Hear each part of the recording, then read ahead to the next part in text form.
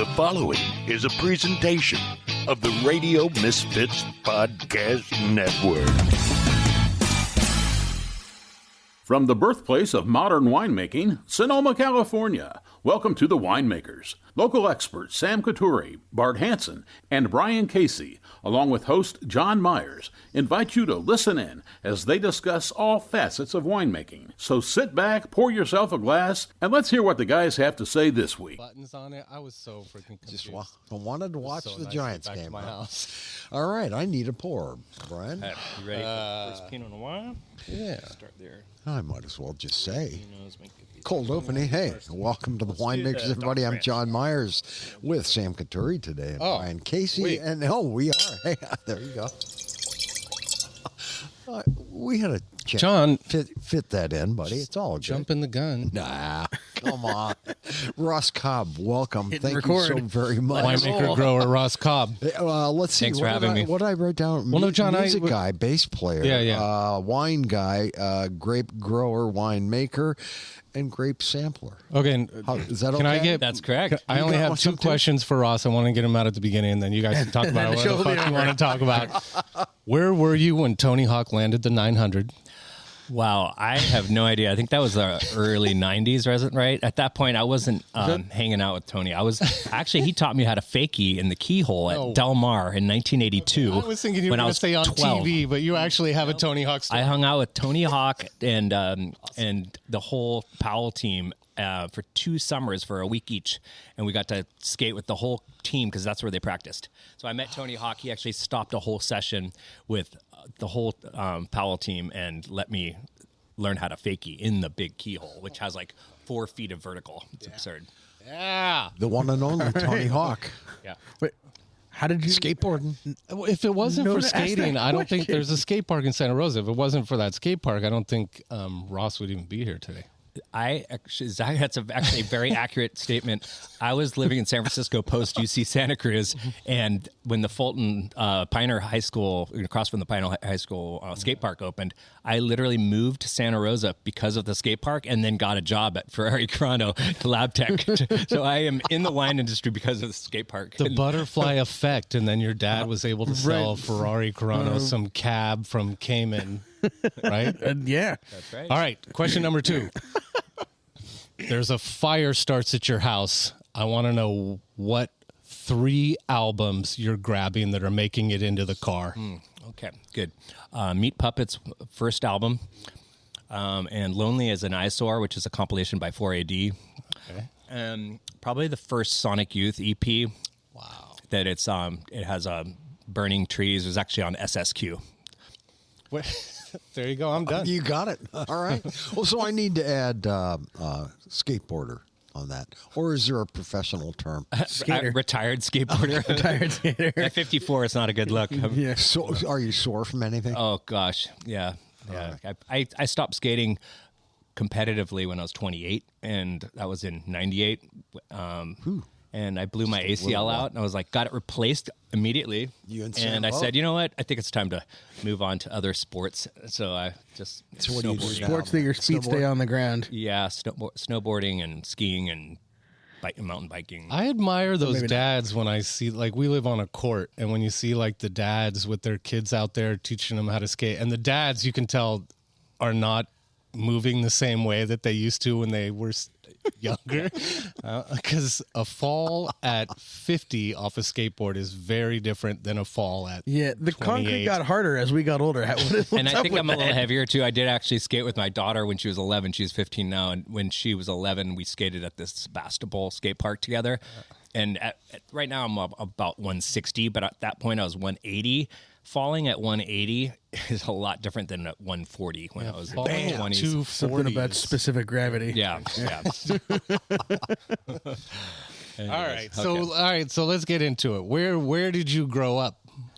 So actually, we were born and raised in Marin. Moved up to Valley Ford, lived in Valley Ford, right downtown. My dad worked out at the Bodega Marine Lab. Downtown Valley Ford is Yeah, it's going to. It's a hot, yeah, it's a hot. I mean, there's no gas station, but There's yeah, a house. there was a gas station. There's two A-frame houses right when you're entering from the east, and we lived in one of those too. You can It's still like, see it. is there right anything before at the market. Before that last turn, they're on the right. There's two identical A-frame kind of houses, old And craftsmen. that is Valley Ford.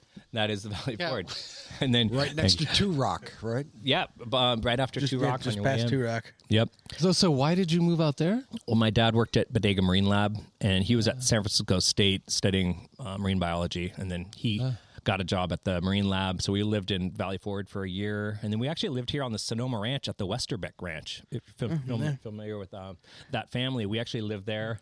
My mom had a horse at the time; they had a stable, and so we lived on the Westerbeck Ranch here in Sonoma. Grove Street, One from. just like below where Bart lives. Right. And then when I was about 4, my dad got a job in San Francisco, so we moved to Mill Valley and bought a house for like $70,000 in on Locust. And Now selling for 3.2. 70 grand doesn't get you a down payment for a house.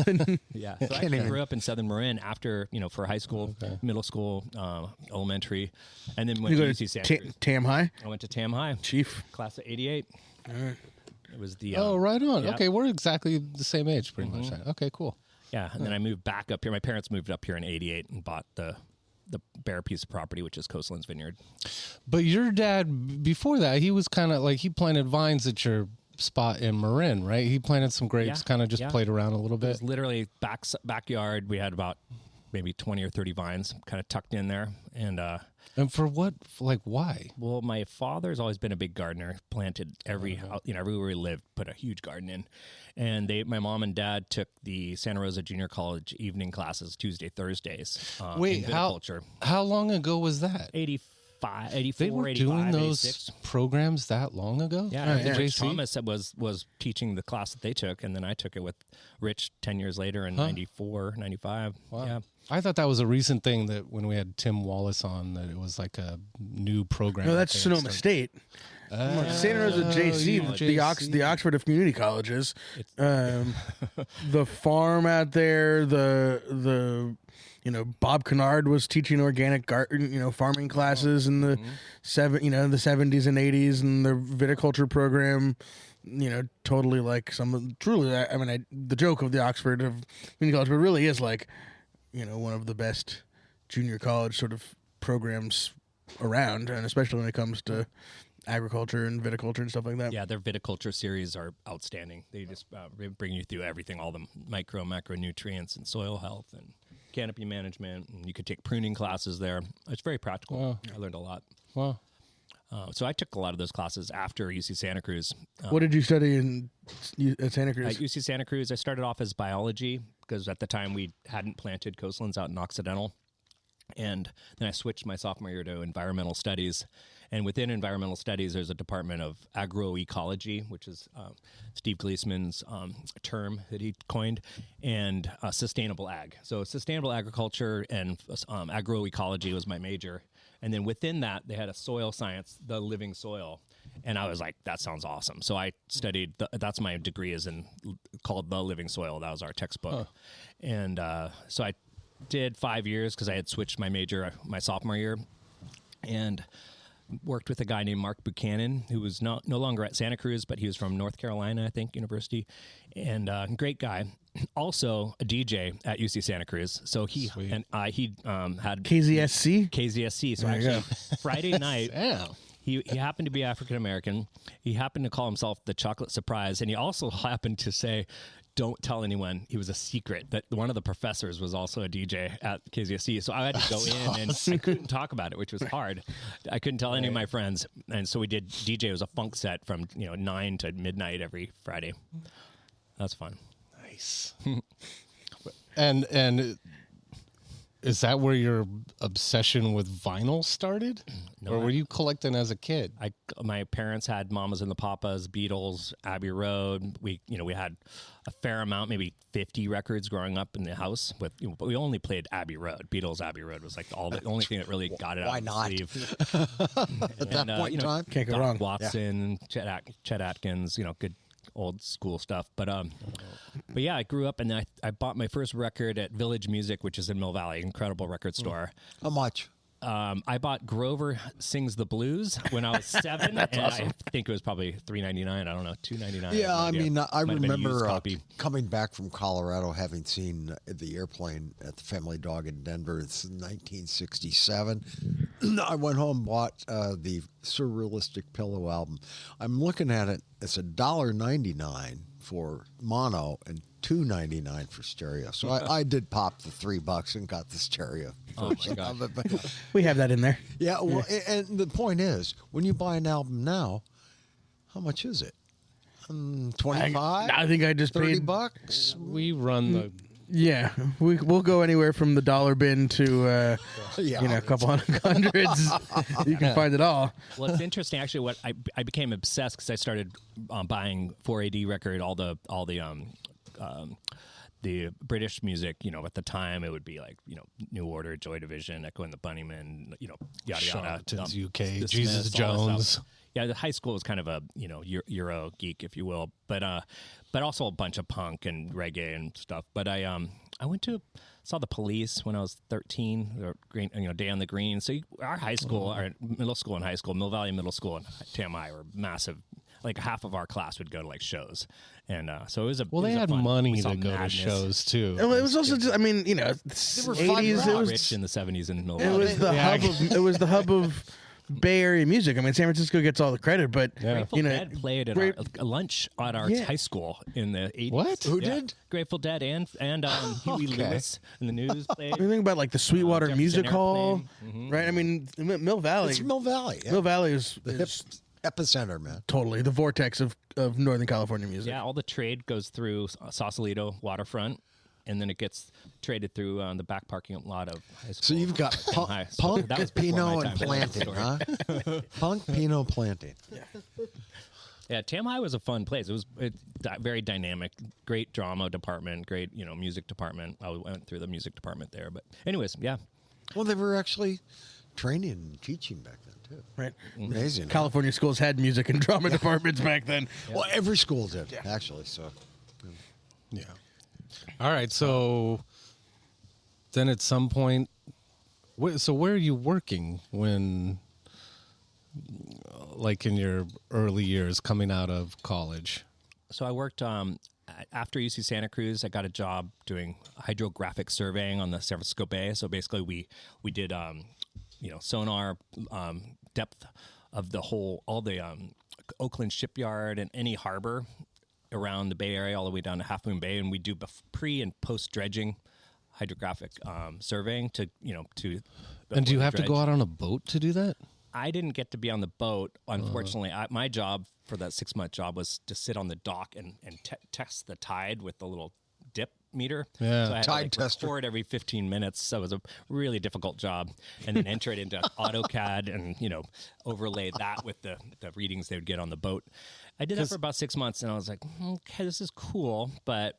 Well, an average depth of the bay isn't that much, right? Well, the harbor is dredged. The harbors are dredged, right? Right. So we're testing the harbor, the pre and post dredging, and out of this place in Novato, Gahagan and Bryant. And then after that, I almost became junior engineer there, and I got a bright idea to work in the wine industry. So I worked at Ferrari Crono right after that. I got a job at Ferrari Crono. I'd worked at coffee shops and sign shops and other stuff through high school and college.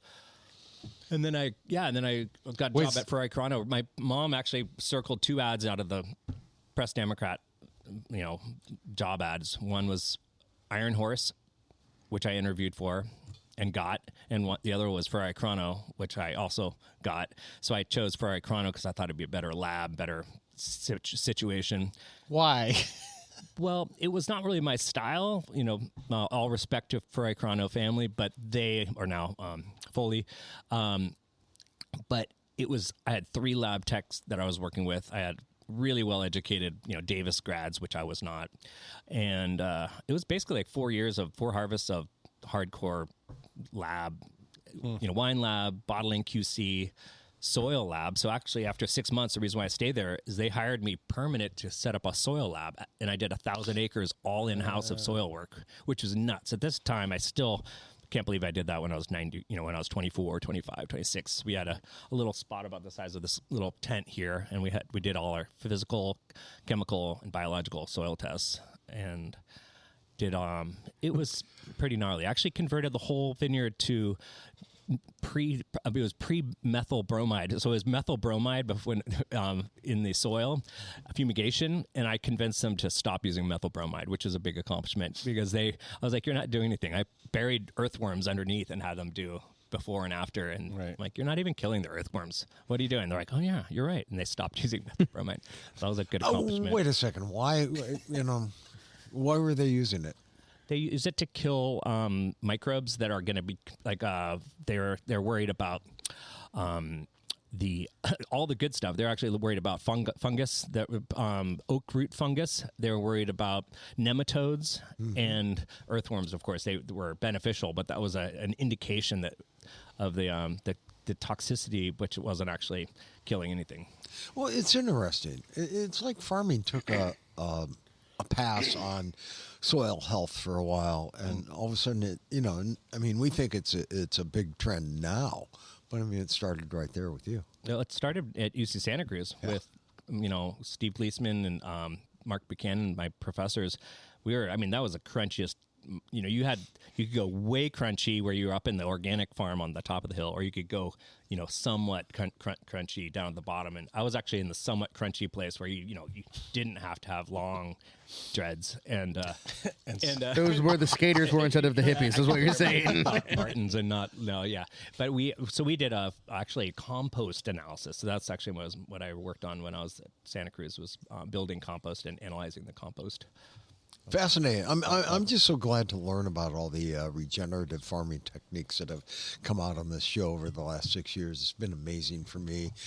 Coming from Iowa, where they consider soil dead anyway, and they grow everything by chemicals. I'm just surprised they haven't figured out how to make soybeans appear and then disappear without even growing them in Iowa. They're working on it. Yeah, I'm gonna say there's a plan. Just make them in the factory, and the hell with the dirt. We don't want to do anything with that crap. It's just meat, dirty. Right? They're it's working dirty, on meat man. in the lab too. You don't even have to have an animal anymore. Right. Yeah, Which part of Iowa are you from? Cedar Rapids and Des Moines. Got it. Yeah, right in the middle of all that shit. I mean, it's there's nothing there except corn and soybeans. I mean, you look out and you don't see any mountains. You don't see any hills. So. The early 90s was also the peak of like the phylloxera crisis in California viticulture, where you drive. I remember driving up to Ferrari Carano and Healdsburg and Dry Creek, and you'd go past thousands of acres of plastic sheeted. Yep. And I think they were pumping, was it methyl bromide that they were pumping under the plastic to try and They were trying to kill the phylloxera. Like when you tent a house, but right, you're tenting the soil basically. The Beetlejuice cover. Yeah. No, it's terrible. It's a dark era of viticulture, which is basically the 70s and 80s. They were using that, and then by the 90s, it's just amazing that they could forget that. Soil health. The history of post-World War II agriculture is, the plant, the soil is the substrate, and you feed the plant, directly from the whatever the petrochemical company is selling you that time. Really, right. The petrochemical guys, man, they sidle up to the farmers. They get real tight. You get the Roundup salesman out there taking a shot of Roundup at every sales stop. When you get a hat. And you get a hat? You get like a hat and a shirt. Maybe a vest. Maybe coveralls. Fleece vest. Yeah. New coffee mug. Didn't Bart say that one time? You could always tell who was spraying because they'd have the swag. Free, free swag. Amazing. Yeah. No, we've evolved quite a bit, or returned back to what was before pre-industrial. Yeah. I wonder when it's going to hit industrial agriculture. However, I mean, they've got to change. Yeah, well, it's evolution. I mean, most big wineries have phased out Roundup years ago that were just for marketing reasons. So actually, I'm talking everything else. I'm not going to name names, but there's big companies in Sonoma County that have completely converted to organic or non glyphosate, and it's way overdue. But I like those names though.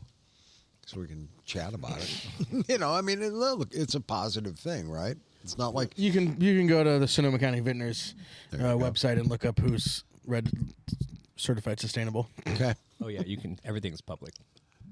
Or Pam Strayer, right? If you want to Yeah. get a book that showcases the people that are, farming organically or biodynamic or regenerative or whatever, right? She cold called me like a few years ago. Yeah. And I was like, wow, who are you? And she told me about it. I was like, wow, I got to be careful what I say. Yeah. But it was fine. We had a good conversation. She was asking about viticulture out in Occidental. Yeah. Speaking of Occidental, you've got some beautiful vineyards in that area. Where is Coastland? So the first one that we're having is right next door to Coastlands. Okay. It's called Docks Ranch. So we're having the Docks Ranch Pinot Noir, literally the next driveway after Coastlands. So if you've been out to Coastlands, there's Joy Road and then Fitzpatrick Lane. Goes all the way out. There's the Grove of the Old Trees. It's a park out there. It was made into a park. Incredible old redwoods out there, similar to Armstrong Woods out of Guerneville. And past the Grove of the Old Trees, first lane is Docks Ranch Lane right here. And we have 8 acres of Pinot Noir and 1 acre of Chardonnay. And Brian Sheets and his family planted the majority of it. The original block was planted to Swan Clone back in the mid-'90s. It was actually sold to Radio Coteau and Red Car and Evening Lands. A couple people got this little Swan block. And then in 2010, I think they planted Calera, Pomard, and this has Dijon 114, and then 1 block of Chardonnay. And that's 9 acres right next door to Coastlands. And then you go into the next driveway and you enter Coastlands, which is 14 acres of Pinot Noir that we'll have next. And we're talking 5 miles from the coast here. It's 3 to 4 miles, depending on how you track it. I always thought it was 3. My coworker said, actually, I tracked it. It's 4. I'm like, it's 3 to 4 miles, depending on how you fly. And the best way to get there?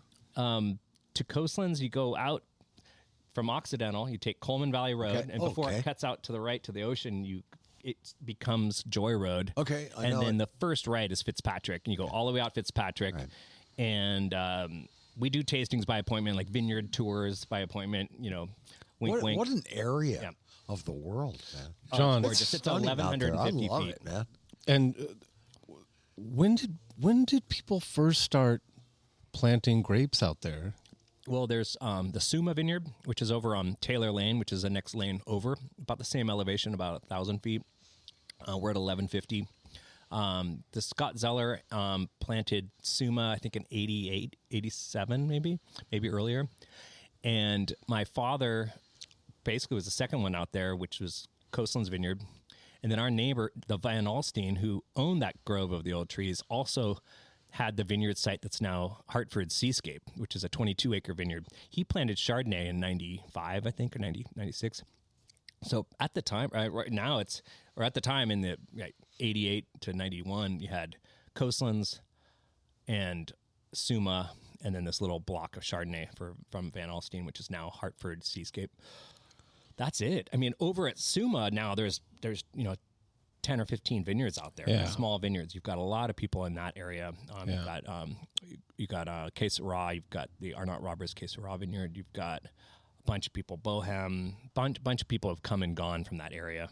There's been a lot of people like Kistler and Cerritos, and a bunch of people that have come, and some have gone because it's very low yielding. It's very challenging. Our average yields out there are 1.5 tons per acre. 1. Yeah. So what was the thinking with like your parents? They're like, well, we don't want to plant. Did they want to plant Pinot, or they just wanted to plant a vineyard and thought, let's go basically plant it on the beach? 100% they wanted to find a site. So my father went to UC Berkeley after San Francisco State. He went to UC Berkeley, tried to get a PhD, and ended up just kind of bailing. The data didn't work out, but he was trying to get a PhD in That's why I told my phytoplankton. parents too. That's why I left college. The Phytoplankton. data didn't work The data out. wasn't working out. Yeah. Sure. Yeah. The data of my attendance versus my grades were just, He it also just had wasn't two sons at adding this up. point. My brother, who was born in 67, and me in 70. And then he had to get a day job. Really, my mom worked as an artist. That was the data. That wasn't the bank account and the grocery, Can the crunch pantry. those numbers. Yep. Trying to sustain yourself in Mill Valley in 74, 75. So my dad got a job in San Francisco as working for an engineering company as in the environmental department. Point is, he did a paper at UC Berkeley in 73 when he was still in school on the history of Pinot Noir on the coastal ridges of California. So he had it from Mendocino, Humboldt, all the way to Santa Cruz Mountains. That was his vision. So he wanted to find a place to retire and plant a vineyard, build a house, which is coastlands. Do you still So have they a did copy of that report? Yeah, I was going to say what the history I think in it's out of 70. print. I mean, he says he wrote it, but I mean, I'd it's be like my interested college to papers. I mean, read. it's Yeah, all before the internet. You know, who It knows really where would to be save interesting. Some floppy drive. Maybe in my attic. I'll look for it. So he On was a floppy disk. Needless to say, he was a wine guy already. He's somebody who liked wine, drank wine. There was wine, growing up in the house. I mean, if you call like a Vianza Magnum screw cap, that's about all I remember. That and like a fancy night would be those Chiantis in the little wicker baskets that were like Fiascos. Yeah. So no, we weren't a complex wine, family growing up. Not at all. It was more, beer. My dad was more of have a beer. But yeah, we got into wine from growing grapes. So we planted coastlands in '89. And now we have 14 acres out there with just coastlands, which we'll have next. And that's really what got us into wine. We were like, oh, there's Littori and Rocchioli and Dalinger and Williams Selyem. And there's all these like great wineries at the time that we sought. Yeah. And we sought after. So we actually started off as just to be growers. My mother and father were like, at my age, at 52, 53, let's plant a vineyard and retire on the income from growing 1.3 tons per acre. That data's not working out either. So that's exactly why in 1998 I started my spreadsheet, which still exists, which is start a winery to help increase the income from, which opens up a whole nother can of worms. Do they teach that at UC Davis? Yeah, you have to get 3 to 4 tons per acre. Yeah. That's the petrochemical industry. Pump it up with some nitrogen. Right. It's hard. On the coast, we actually have great fertility in the soil. Don't need to fertilize, don't need to water. We actually dry farmed at Coastlands for 20 years. And we'll get into that when we're tasting the wines. But the intention was to do dry farming back in '89 because we have tiny little well out there. And so all of our vines are dry farmed out there. I ran into Joel Peterson at the Farmers Market Friday morning. He's virtually all dry farm now. For his once and future wines. Yeah, and he said it's a lot of it is through bedrock too. He said they're really getting, seeing a lot of benefits from it. Vines really don't need water. I mean, there's a lot of misinformation from a lot of people. It's basically after 10, 12 years, if you train the vines well and they're in good soil, which they better be, you start with good soil, start with good farming, train them to be deficit irrigated 10, 12 years after. And even during that time, you don't need much water at all. Vines don't really need to be watered. It's kind of back to our, hydroponic, way of looking at grape growing. But you have to have good soil. You can't just plant it anywhere because then you are going to be pumping it full of water and fertilizer, right? Well, you got to have fog out there, right? So yeah, major. It was raining this morning, but raining fog out there. Yeah, I mean, it's been like Carl's back. Yeah, Carl's in force last 3 days. No, it was literally like rain dropping onto my skylight all night last night. And when is it? Is it in the morning and then in the afternoon and then you get clearing basically during the day?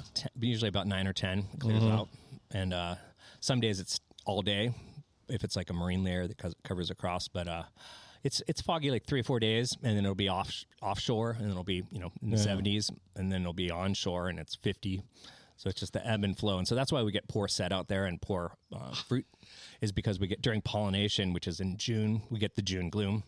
So typically it's literally roulette. If you have fog, you get no pollination and fruit set. If it's sunny, you get great pollination and fruit set. I have friends in France that can't even believe that variable. They're like, we have hail, we have everything else under the sun, but we don't have that.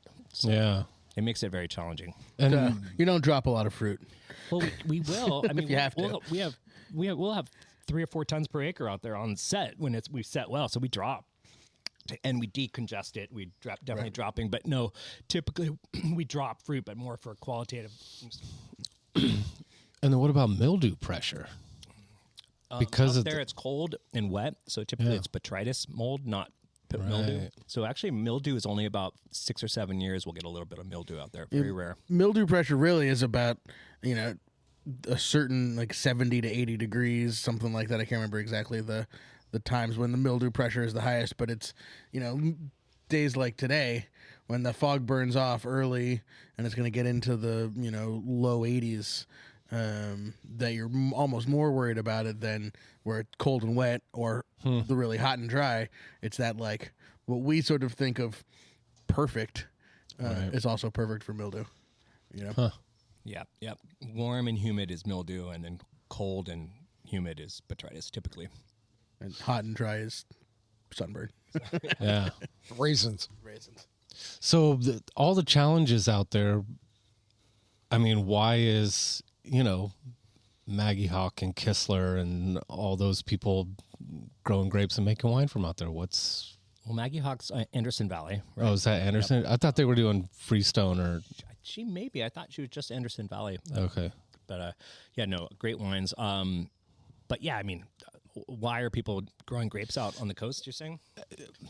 This is why. I mean, it's right. I mean, it's making good wines, but it seems like it's challenging. Well, let's try it, because in 2021 we had 3 tons per acre. So it's not every year that's low. So we'll get an average of 1.5 to 2 tons per acre, because we'll get years of 3, and then we'll get years of a half or 1. Wow. It's very, very challenging. I usually try to work the market, go out to New York or somewhere else in June, just because there's nothing I can do during that. It's better not to look. I come back and it's either really good news or really bad news. But this year we have a great set out there. We actually have better fruit set at coastlands and docks than we do some of the vineyards in inland on Cherry Ridge Road and such. It's kind of opposite, because we're up on 1,200 feet, so we actually get really good sunlight. I imagine there's a lot of days that fog is below you out there. The fog's sitting at 900 typically. Yeah. So when it blows up and is on shore, it's like literally like a ramp from Bodega Bay right below us. It just comes right up and over us. But when there's no wind, the fog's sitting at 900, 800, 900 feet, that kind of stratus there. So it's a beautiful spot. Actually, that's how my parents found this property is in 86. They found coastlands. They're coming up every weekend trying to find property to plant a vineyard, build a house, retire, and grow grapes and sell to, great, wineries. In 86, they came up and they had this map with a highlight pen on the map back before, Google Maps. And they noticed at Fitzpatrick Lane, there was a point where the road became dotted. Like, oh, we haven't been up that spot. They came up to that point, which is now the Grove of the Old Trees, where it's at 1,200 feet, and you've got the view of Point Reyes. You can see Mount Tamalpais. You can see Bodega Head. You can see the whole coastline from 1,200 feet. It's a beautiful place. And so they found this property that was for sale. It had 4 parcels, and it was 20 acres, 17 acres, I think. And they put in an offer in 86. And the owner of the parcel actually had 4 parcels that he had up for market. And one of the 4 he wanted to keep, and he was using as bait, as a carrot. He kept 1 parcel, which is the one we ended up getting.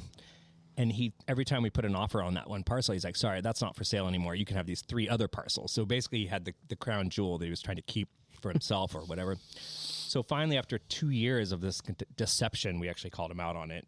And we didn't have to get legal, but we're like, this is kind of a waste of our time. So that's the property. So that's Coastlands. And they bought it. 17 acres. They bought it in 88 and then moved in at a little Airstream trailer. My father had put up a high-low thermometer on the north side of a tree, on a Douglas fir tree, with that little magnet that you reset it. And so every weekend he'd come up and reset it. So he graphed it for about 2 years. And noticed that it was 65, 70 degrees when it was 50 on the coast in Bodega Bay or down in the valleys. So we knew that inversion up there on the top could ripen fruit, no problem.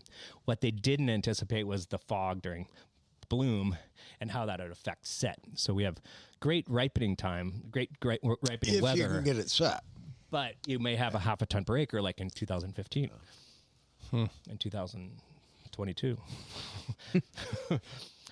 But 21 is, so it's not every year is bad. So that's why I started the winery, because I'm like, I know we have good years that'll fall. Every other or every third year we'll get good set. But it's literally like roulette. You're not,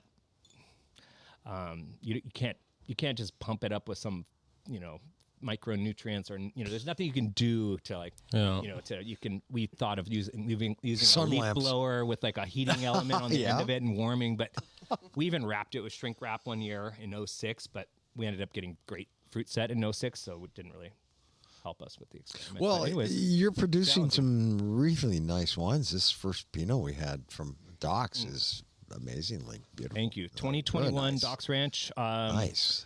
This is the blend of the Pommard, the Dijon 114, and the Calera.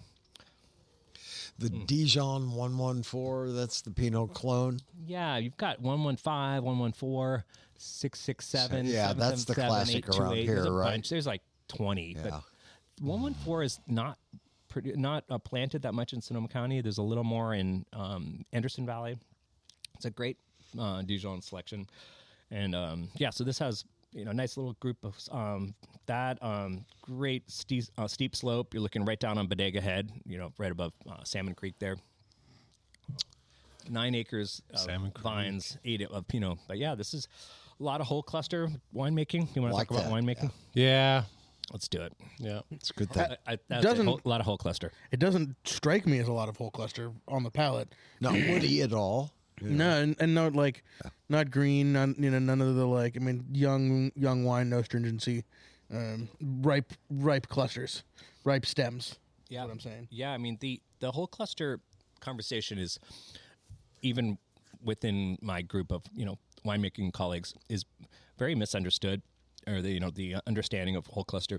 Whole cluster is not used for stemminess or for tannin structure like most people think. That's actually an adverse result of whole cluster. Yeah.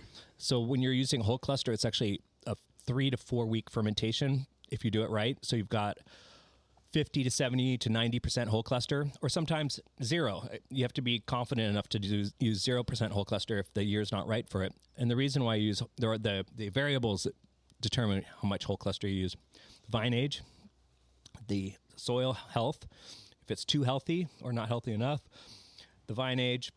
You want to wait till the vines are 10, 20 years old. And that particular vintage, if it rains all summer for some weird reason, you get all the secondary growth, you're not going to want to use any whole cluster because it's going to be very green. So basically, when you get to the balance of the vine, when the vines are in veraison at color change, they should stop growing new shoot tips. That's a balanced vine. That's the definition of a balanced vine. If it keeps growing out new shoot tips after veraison, after color change, then the vines are over fertilized or over watered, or just the soil is too nutrient, those stems will be green.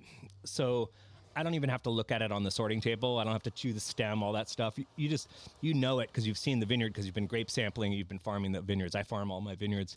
And if the vine's going to be overly nutrient rich, and you also do petiole samples, tissue samples, so you're making sure you know what the potassium and nitrogen levels are. But yeah, and then once you have those variables and all of those variables line up, you can go 100% whole cluster, and you will not smell or taste whole cluster. That's the art. So 21 was a great year for whole cluster, I'm assuming. 23, I'm guessing you used really good, yeah, also as well. Okay. I mean, every year I do 50 to 70% whole cluster. The only years I don't is if it has heavy botrytis or issues with that, summer, rain or something where it starts to regrow. How do you deal with the botrytis? Well, that's a crazy conversation, because in 06 we had 100% botrytis at Coastlands because it was just raining. If you all remember, it was a great set, compact clusters. It was one of those years where I actually was coined. I didn't make this up, so please don't think that I made this up, but I was coined Rostradamus. My name is Ross, right? In 06, because I predicted in 06, I said, guys, we're going to get massive rain right in the middle of harvest. Reason why, 6-month delay from Australia and New Zealand. So a lot of times on a globe, you get exact 6-month delay from a rain pattern or a heat wave in Australia. I put it in my phone on my calendar. 6 months to the day, you'll get the same thing. Catastrophic flooding in 2019, February. I had that on my phone. We had catastrophic 100-year flooding in Australia 6 months to the date before. It's very, very basic math. So the point You is, are Rostadamus, aren't you? 06. It's not like most people don't think about a month or 2 or 3 ahead, but it's very easy. Everyone can steal this. Everyone can be their own Damas. But Let's go to the sports book first. yeah. So anyways, 06 was catastrophic. So we had 100% botrytis. Well, guess what? I didn't sort it out. I didn't add tannins or whatever you do to stabilize the color. Just let it be. The wine is phenomenal. Some people say the best wine I've ever made was my 06 Coastlands with 100% botrytis. I thought it would fall off a cliff. I thought that wine at 10 years would just, drop. Still, it actually got better. The fruit came out and is more vibrant. So I actually don't mind botrytis now. What do you think happened then? I mean, made it so different and good beautiful. Vineyard, of course. Good winemaking. Of course, you can't just do this with any in your vineyard. But it was a little bit challenging when it was from like 0 to 7 years. Meaning the wine was like a little bit funky and a little bit just. I'm like, oh, it's not as good as my 05 or 07. But now that wine actually has more fruit intensity than the other vintages. Incredible. So I relearned that in 11. We had 100% botrytis. Lots of whole cluster. Phenomenal wine. 2014, pretty much all botrytis. So we get a lot of botrytis on the coast, and I actually don't mind it. Sam, you ever deal with this situation? No, I mean, we don't make Pinot. So maybe it's different with Pinot Noir. We tend to think of botrytis as a bad thing. Yeah. 100% botrytis makes me pretty nervous. And I think probably most winemakers. Yeah. No, it's crazy. The powdery mildew is a nightmare. That's a lights out. Fortunately, we don't get that warm, humid. But the botrytis, I make a dry Riesling as well that has almost 100% botrytis some years, 50 to 100. Phenomenal. And it ferments completely dry. I know. I was hoping he was going to bring it too, John. Yeah, I was going to say, I saw that. I can go to my car. I've got a Riesling in my car. I was going to just. I think you better take a hike right now, Ross. Right. We'll put pause on here, okay? So. A little break. Come back for dessert. When we finish, we'll do Riesling last. That's there we go. Way to finish. Perfect. Yeah. I guess that's the way you do it, anyway. So will you pull back the curtain a little bit when you have a high botrytis vintage? Do you do things differently in the vinification and the winemaking? Are you like a little more aggressive with the sulfur? Like, what do you do? I mean, when I think of botrytis like Zinfandel, and I'm like in my mind, I'm now experiencing the like skin crawling experience, of like the cluster melting in your hand on the sorting table kind of thing, and that like sort of the VA stink. How do you? Is it different with Pinot Noir? I really don't have a ton of experience with it, especially not botrytis Pinot.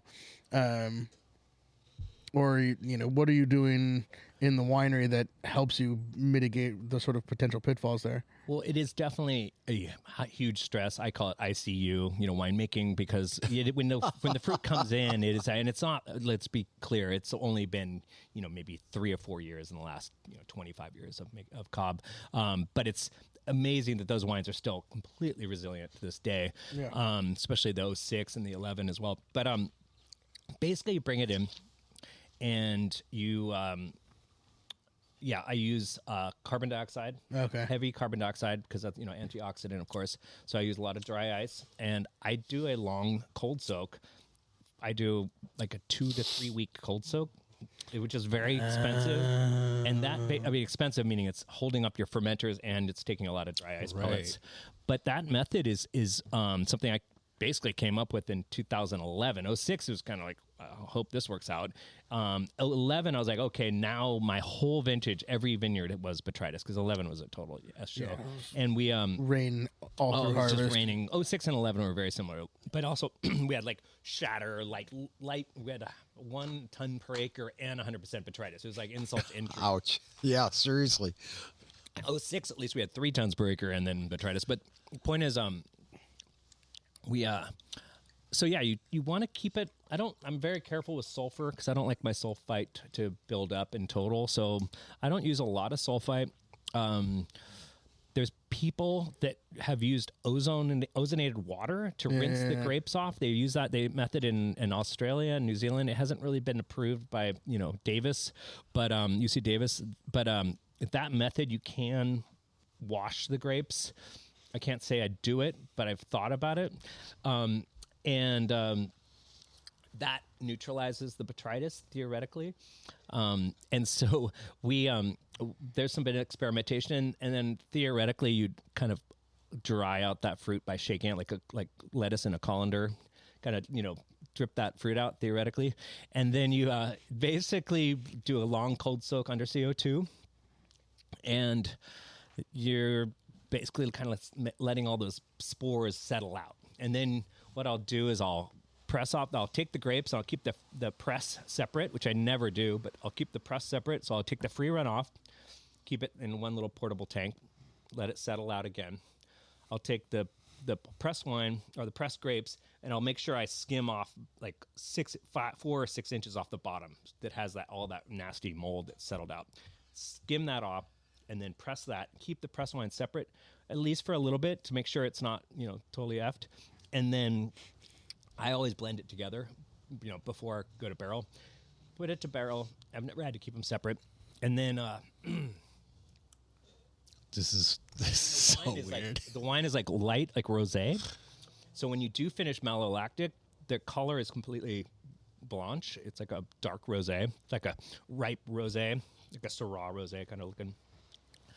And at that point, I just keep very low sulfites. I try to keep the total down because the sulfite actually strips the color and kind of it's a little delicate. So I'm careful. I just top every week or two. A lot of detail stuff like that. After malolactic, I do add some sulfite. After malolactic, at that point the color just bleaches out again. And then after a year or two, I barrel age sometimes 20 to 30 months.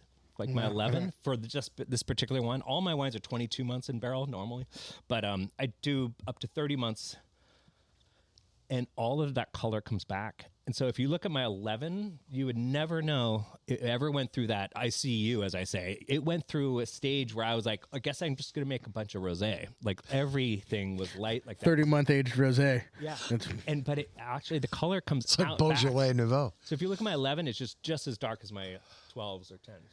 The color comes back. How is that how does that happen? Because color is affected by sulfite. Actually, when we were doing color analyses, like with the spectrophotometer at Ferrari Chrono, we would actually bleach the wine with sulfite. Use sulfite that indication of before and after you had sulfite is an indication of the type of absorbency of the color. So it will, but when that sulfite fades with time, then the color comes back. It's only dependent on that sulfite add. That's fascinating. So now you look. I would love to. I wish I had my 11. I didn't know this conversation would go this deep. But neither did I. The 11, we usually don't go this deep. The 11. We'll share it together. I'll bring a bottle. Off time. And but the 11s are phenomenal. So botrytis is difficult, but it's not. And what's crazy? Not unworkable. My colleagues think that the best wine I ever made was my 2011 Coastlands. And I'm like, that's weird. I mean, glad you didn't drink it at 22 months. Yeah. But it's you learn, and now hopefully other winemakers can learn too, because my vineyard manager Paul Ardzruni, who does all our farming and all of Anderson Valley, great farmer. He's like, should we spray sulfur? I'm like, no. He's, are you worried about botrytis? I'm like, nope. So it's actually created. It's kind of liberating. Yeah. But it is challenging. And if you have botrytis and powdery mildew, then you're that's it. You're screwed. If you only have botrytis, you're okay. So, as we pour the next Pinot, can we talk about what's growing out there? Is basically Pinot Noir and Chardonnay, although we were talking about a little bit of Riesling. Do you see people starting to plant other varietals out there that you're kind of like, hell yeah. What are they doing? Yeah, you're asking me about, why are people farming out there? I mean, there's a lot more acres up north. I mean, there's a lot of acres in my area. You've got Occidental Winery. You've got Literai, of course, has vineyards out there. The Haven Vineyard. There's a lot of vineyards in my area, but more I think the sizable acres, aside from Freestone Phelps, who have significant acres, and Occidental Winery has significant acres. Most of the vineyards are pretty small in my area. I'm actually unique that I have 23 acres on Fitzpatrick between docks and coastlands. That's a lot. Most of the people have smaller plots. But when you get up to up into the Fort Ross Seaview and Annapolis area, up near I made the Mendocino. mistake of petting Curry. And Curry now wants more attention. I could get my Chihuahua out of the car. It's okay. The windows are open. Bring your Chihuahua. She's fine. She's don't napping. leave her in the car. She's the only dog on the planet. Understood. I have one of those too. Yeah. So yeah, there's a lot of vineyards out there. But to answer your question, I mean, you could grow Syrah and Grenache and Cabernet Franc. You could do it on the ridges out there from Annapolis down Santa Cruz Mountains, and people have. The problem is every 2 or 3 years you're not going to be able to ripen it. But on the good years, you can ripen it great. I mean, we have years where we've picked November 3rd at Coastlands, 98, and last year in 27th of October. But we've also had years where it's the 5th through the 20th of September. So it's really depending on that summer fog. So but you could ripen all sorts of stuff out there on those ridge tops. Some years. As long as it sets. Every 3 or 4 years, yeah. So it's not even more economically less desirable than what we're doing at Coastlands out there.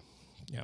Unless you're making a lot of rosé. Well, I'd never heard of that particular clone you were using. I mean, Danny Fay used to try and teach me about clones, and he'd bring in 3 or 4 bottles of different clones and then a blend.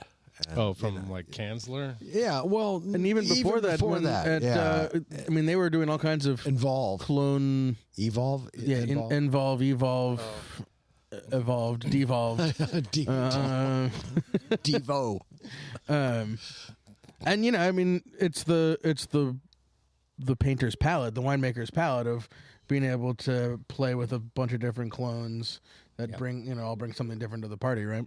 I mean, clones are great. It's like having friends, but do you really need 20 friends? Maybe 3 is okay, right? So I mean, for me, I have at Coastlands. This is actually the next wine we have is that Diane Cobb Coastlands is 18 clones of Pinot Noir, all own rooted, dry farmed, planted in '89. Cool. Wait, 18 clones of Pinot Noir, and it's only an acre and a half, so it's at one row of each clone as an experiment. That's what I own rooted. So we'll have that next. That's the Diane Cobb. Right now we're having the Old Furs, which is Martini and Wadensville clone, which are I call them the pre-Dijon clones, because Dijon clones came out in '89, introduced via UC Davis. But they have these older heritage clones that we call, Martini 13, Martini 15. And Wadensville 2A are these two. This is kind of all you could get. Pomard at the time was like the risky clone. It was like, oh, that has stem pitting. It doesn't really affect the wine. Is this what you go to Nova Vine for? I mean, I see just billions of clone plants out there. I mean, more now, what, I don't know how they do it, but we'll go to a vineyard that we know has the clone that we want and collect budwood from that and field graft, as opposed to relying on the nursery. When we say we're talking about Martini clones in Cabernet and Zinfandel, it's the Monte Rosso. Yep. Stop, Curry. Is that the same with the Pinot Noir? There's those we call heritage or right. winery related clones. Our vineyard, we've got the Calera clone from Calera. We have the Swan clone from Joseph Swan. Right. You've got and they all have other clones that are like roughly called like the Kistler clone, which is Calera, but that's not used, just more in conversation. Then you have like the Pizzoni clone, which was the 828 or La Tâche selection that came over. Ooh. There's a lot of loosely termed. You're not supposed to say that out loud. Sorry, Jeff. And but suitcases and Mark suitcase clones. But everyone basically took clones from La Tâche. On their way home from Ma Cuisine and Bone. They go buy. After a couple bottles of wine, hopefully no one's driving drunk, and they'll go buy La Tâche and take cuttings, and then they're all virus to hell. So everyone brings these virus clones back. And they look really good in the vineyard, though. They're like, why do we have UC Davis? Oh, it's because we just wasted 10 years planting a vineyard that has all this virus. The point is, if you're going to steal plant material, which I don't suggest because it's totally illegal, federal crime. Of course.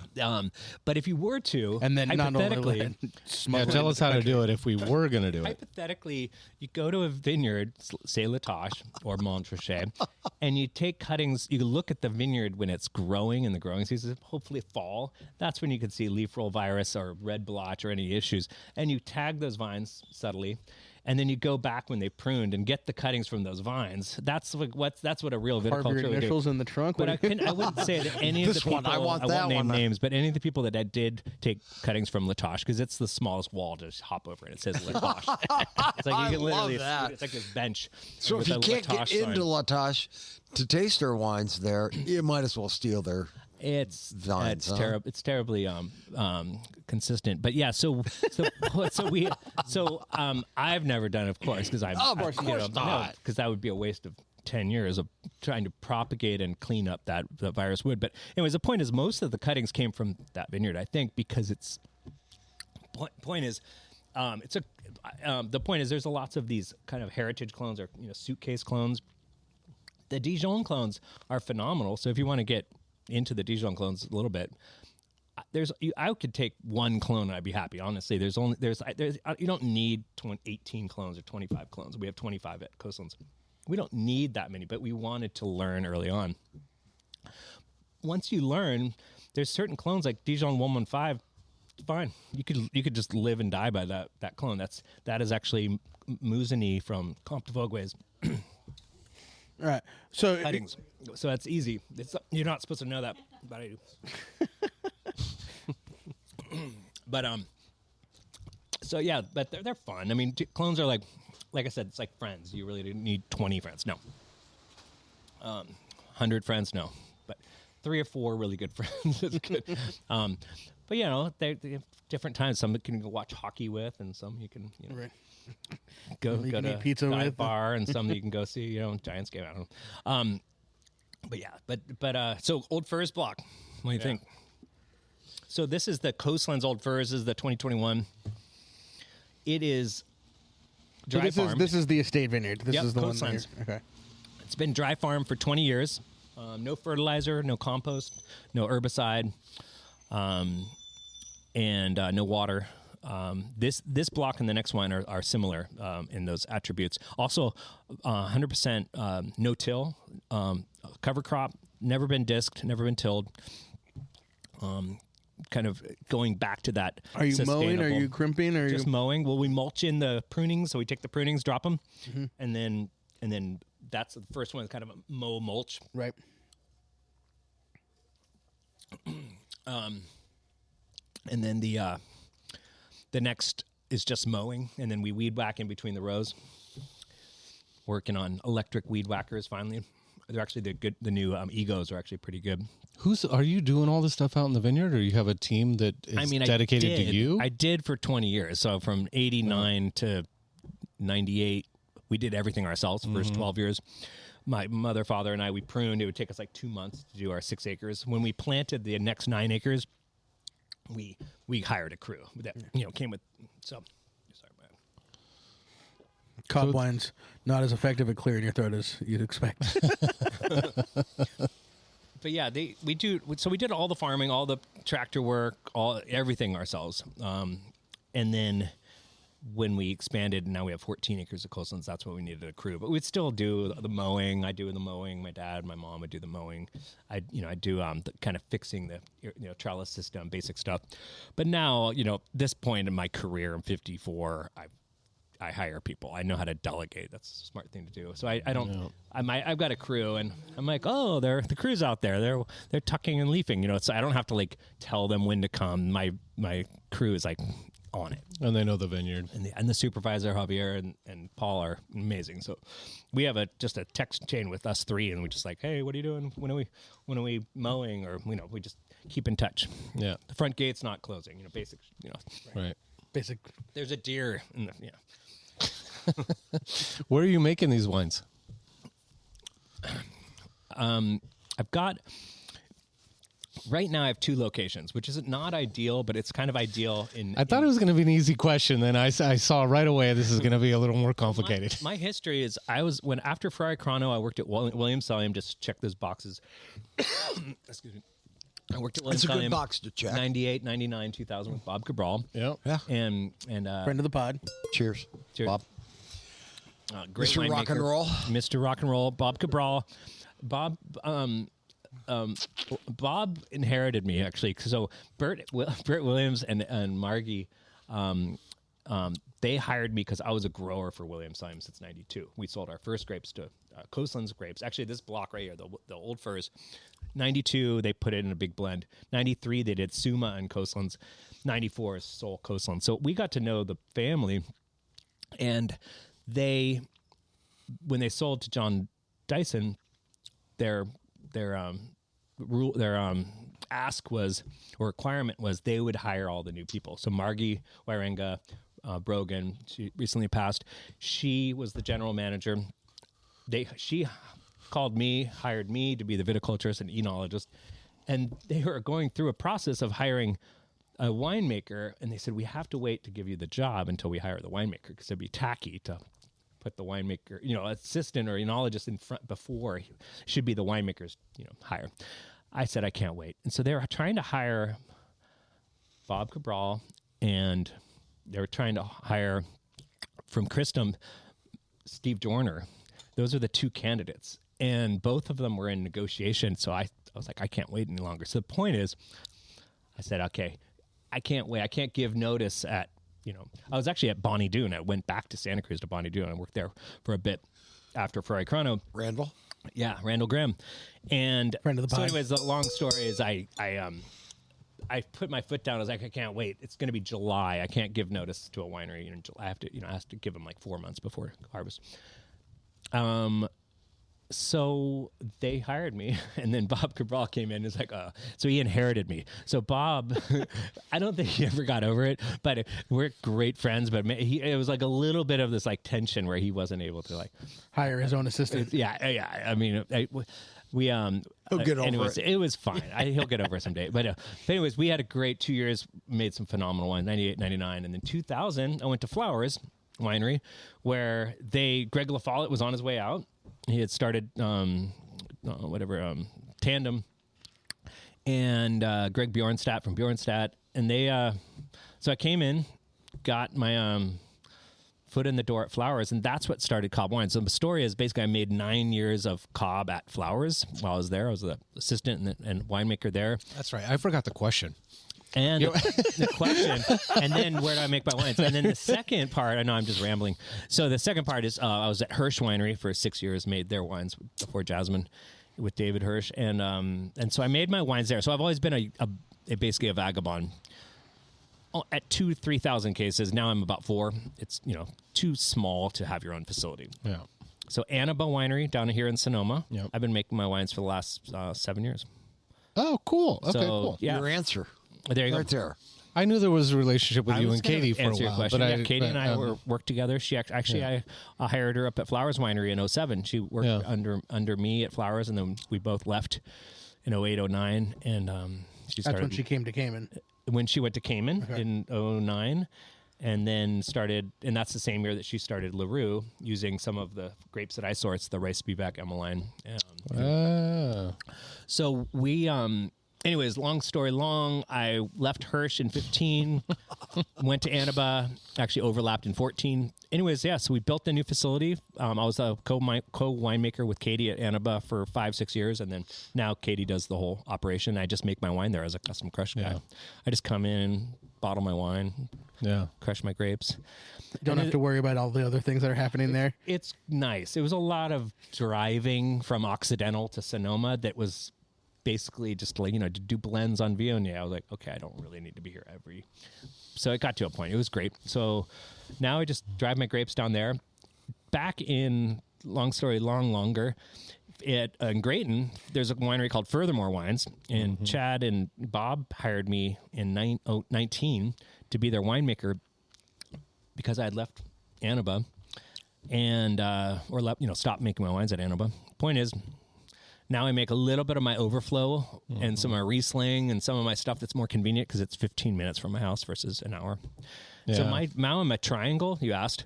I start my day at Furthermore, drive to Annaba, and then I go through all my vineyards on the way back and do all my grape sampling and checking in on my, leafing and stuff.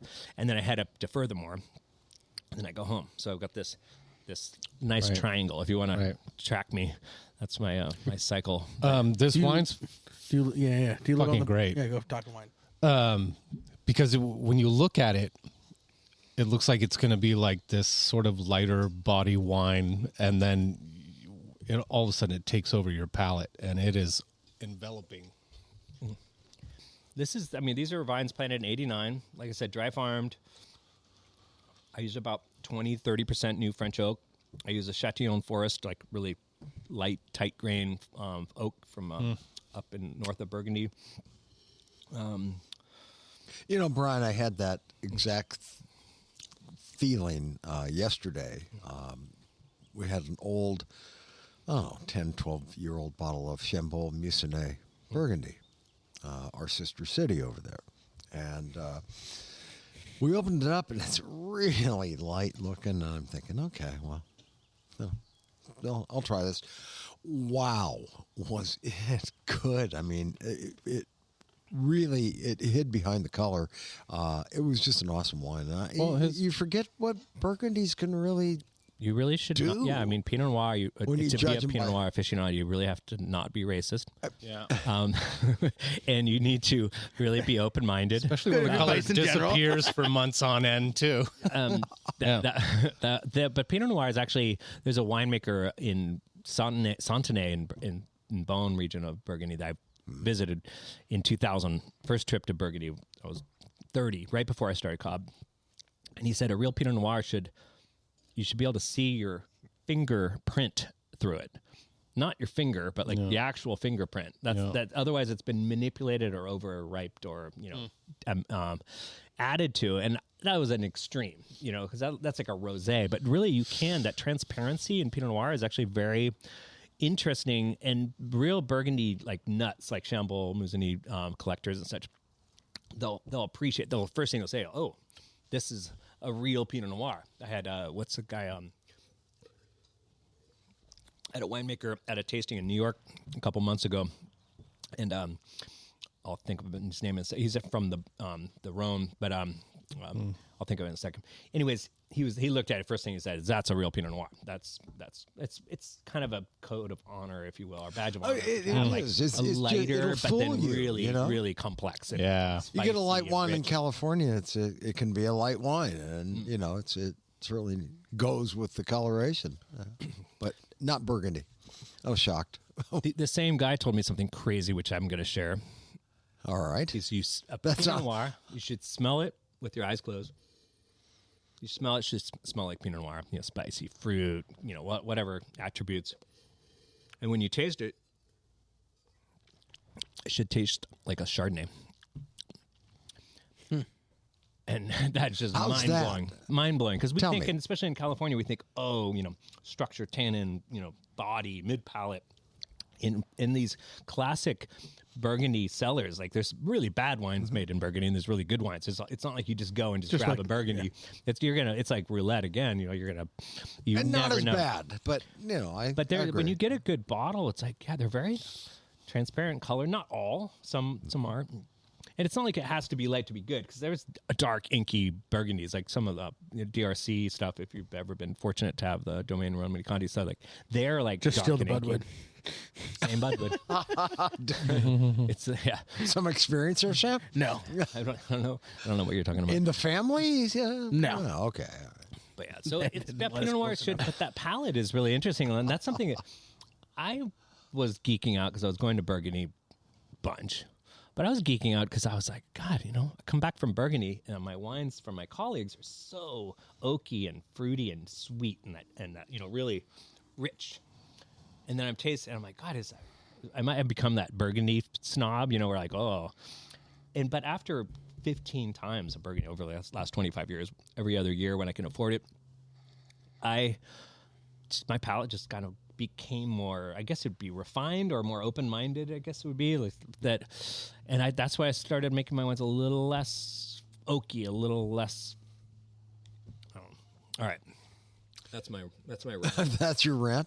Well, what is this third You wine? want to try the next one? Yeah. Oh yeah, and then is- talk to Look at us. that Riesling. Okay, I was going to say great because I'm kind of curious. Does Bob Cabral buy any fruit from your family for his Bob Cabral project? No. Huh. Well, He's still mad about. I guess so. inheriting the assistant winemaker. send him to Cabo for a few days. He'll be okay. Yeah. we had a great time working together. I imagine He's Actually, a wonderful he hired guy. Justin Ennis was he was at Santa Rosa Junior College. Justin Ennis, and he ended up staying at Williams Selyem for like 10 years after I left, and now he's the winemaker at Freestone Phelps. Anyways, Oh, we've done a few shows with Bob. We Yeah. did tasting over at Three Sticks once. It was fun, and Yeah. it's interesting. And that's where I met him. Was Yep. Three Sticks through Girl and the Fig and Brian actually. yep. So Yeah, no, I don't sell any of the any fruit from Coastlands Vineyard anymore. I actually had a 20-year contract with Williams Selyem that just expired. So actually, 2024, I'm going to be completely monopole, if you will.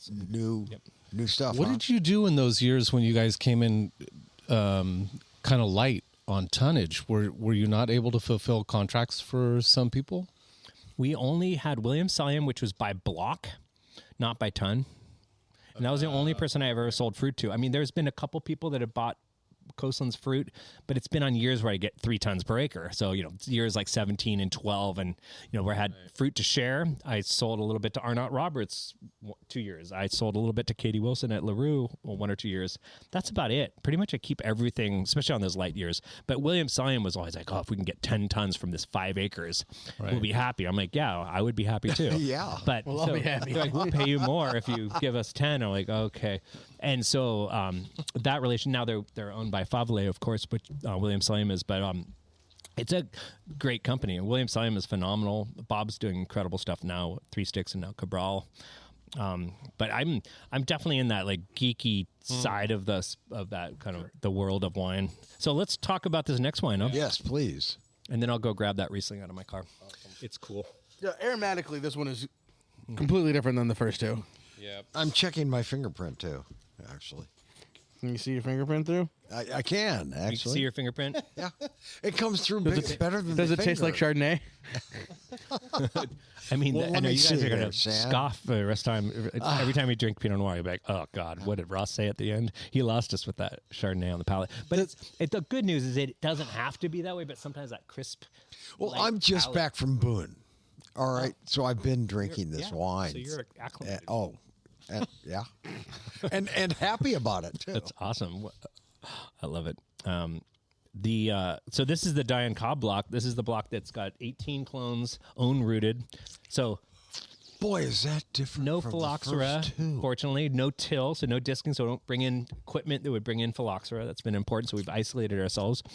And it's gorgeous. This has like double or triple the body of the other two. Yeah, the mouth feels very... It's, yeah.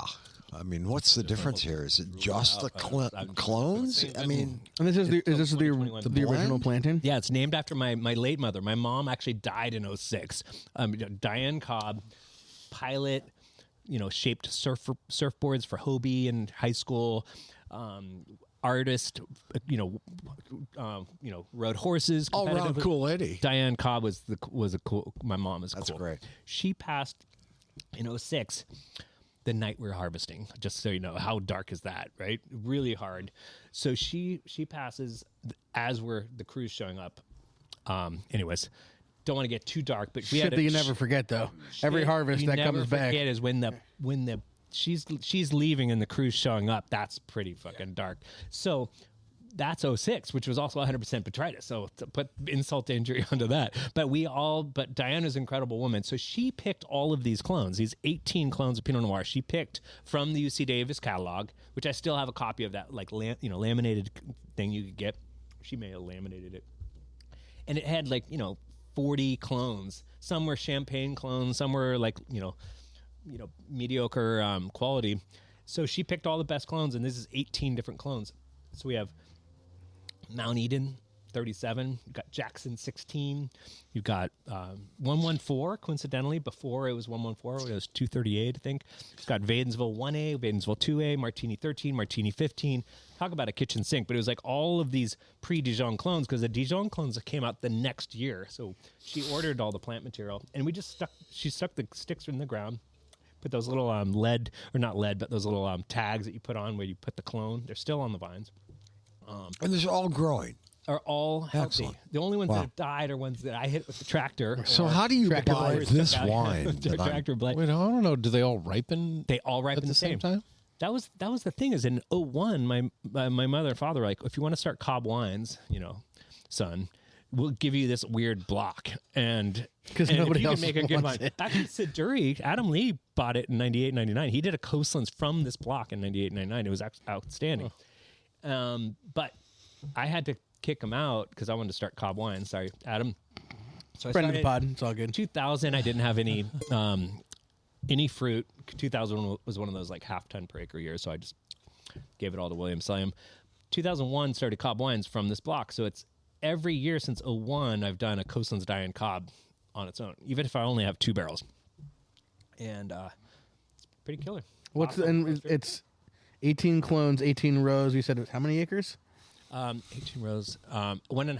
1.5 acres. Yeah, it's just a row of each. So you can walk down each row and taste, all the different clones. And Right. Actually, what we did is Bert Williams, myself, and my father tasted through all the rows, and blindly said, which clone do we like the most? Yeah. And that was a block. That was a clone that we used to expand the vineyard, which is Jackson 16, which is probably from Latoche. And Back to Latoche. It's a good place. I mean, you're going to go back somewhere. Yeah, it's easy. Do you see?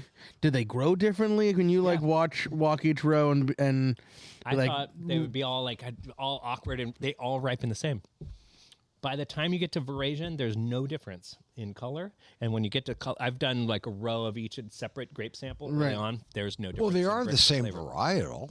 I mean, Same variety, not as different. So clones don't ripen as differently as varieties, right? So, yeah, of course. Right. So, I think you have done the ultimate experiment in Pinot clones. Could be that site matters more than clone. Right. it does. And this might be a Terroir. great example of that. You have 18 clones. Yeah.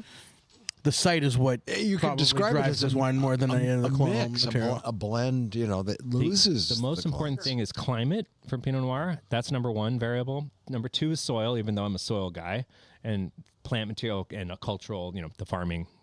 Yeah. No, it's a cool experiment. You know what's mind blowing about this experiment too is check out this variable. So the experiment of own rooted clones actually became inadvertently a second experiment, which clones Set the natural root system, meaning the Pinot Noir clone which root system is actually best acclimated to the soil and the site, and or resistant to phylloxera, Right. or nematodes or whatever, or nutrients, or it's different. Yeah, so it's inadvertently become a double experiment. I haven't gotten that deep into it yet, but it's there if I want to get into it. Maybe my daughter or the next generation. You dig one out, see what has the best root structure. Right. Yeah, you living on the property? Yeah, that's right. That's why I was Okay. late. Yeah, today I was driving from Occidental. It's an hour-ish. Right. It's an hour and 10. It all depends on what happens. going through Occidental Boston, is the way last out one. there in the middle of nothing. That's probably why Tom Waits lives there. And Les Claypool practice. I actually make Les Claypool's wine too for the last 12 years. Interesting. Yeah. You're a southbound pachyderm. I am. So we, Les and I met. He was looking for a winemaker because he had a winemaker working out of Vinify in Santa Rosa, but he wanted to start a little label. He does like 900 cases, 1,000 cases. Great wine. So I source the grapes for him, make all the wines for him, and his wife Cheney and I. She's the general manager, and it's fun. But more importantly, I get to hang out with Sean Lennon and like all these like celebrities. Got to rock out with Waters, Roger Waters' son. Do you know Tress Getting? He was over at Bob. Come on, help me out. Black Chicken. It's Napa. Bob. Bialy. Thank there you. you go. Bialy. He's a bass player in bands too, and he's quite good. My 10-year-old cousin, who I just was on vacation with for a week, wants us to get Les Claypool on the podcast, and he specifically wants an autograph. Well, Ross, I can ask. I know. Ross, so we come know. on. I'm now, like, now how we know the our hell do demographic. you know who? I'll have to talk to his manager. Yeah. No. Yeah. Talk to my manager. He's good. Shout out Cedric. And I Dad's got to probably hang out listening with to this. Geddy Lee with Les. Wow. You know, when he did Geddy Lee did the big bass show, what bass players, what else did they do show? That's, you know, it's an incredible show if you haven't seen it. Rob Trujillo from Metallica is on it as well as Les. Anyways, got to hang out with Geddy That guy's Lee. good. Geddy Guy Lee. who plays with Metallica. Oh, Rob Trujillo? Yeah. He used to Have be in you Suicidal seen Tendencies this before. new thing they have out? They did an Elton John benefit in Washington, D.C. maybe a couple months ago.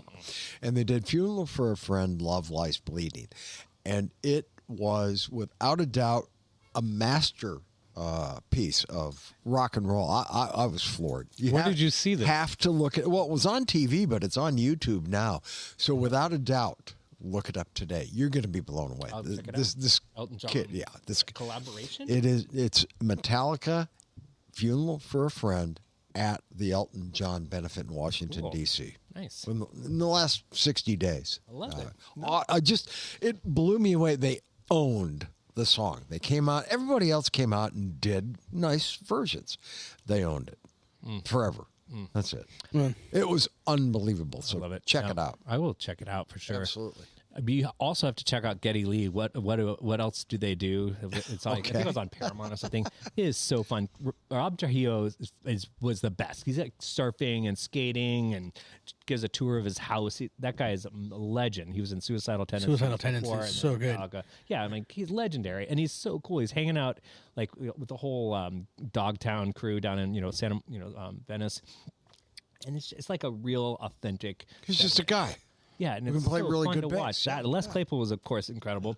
That segment, and then the guy from Nirvana, Grohl? No, Christian. Yeah, Chris Novel. Yeah. Anyways, cool guy. He's like living up on the community, or a little really interesting. And then the other gal is up in Oregon or in Canada, and she used to be in the Breeders, so it's like I forget her first name, but anyways, it's a fun little 4-segment episode. I was geeking out. So how do I buy this 18 clone blend?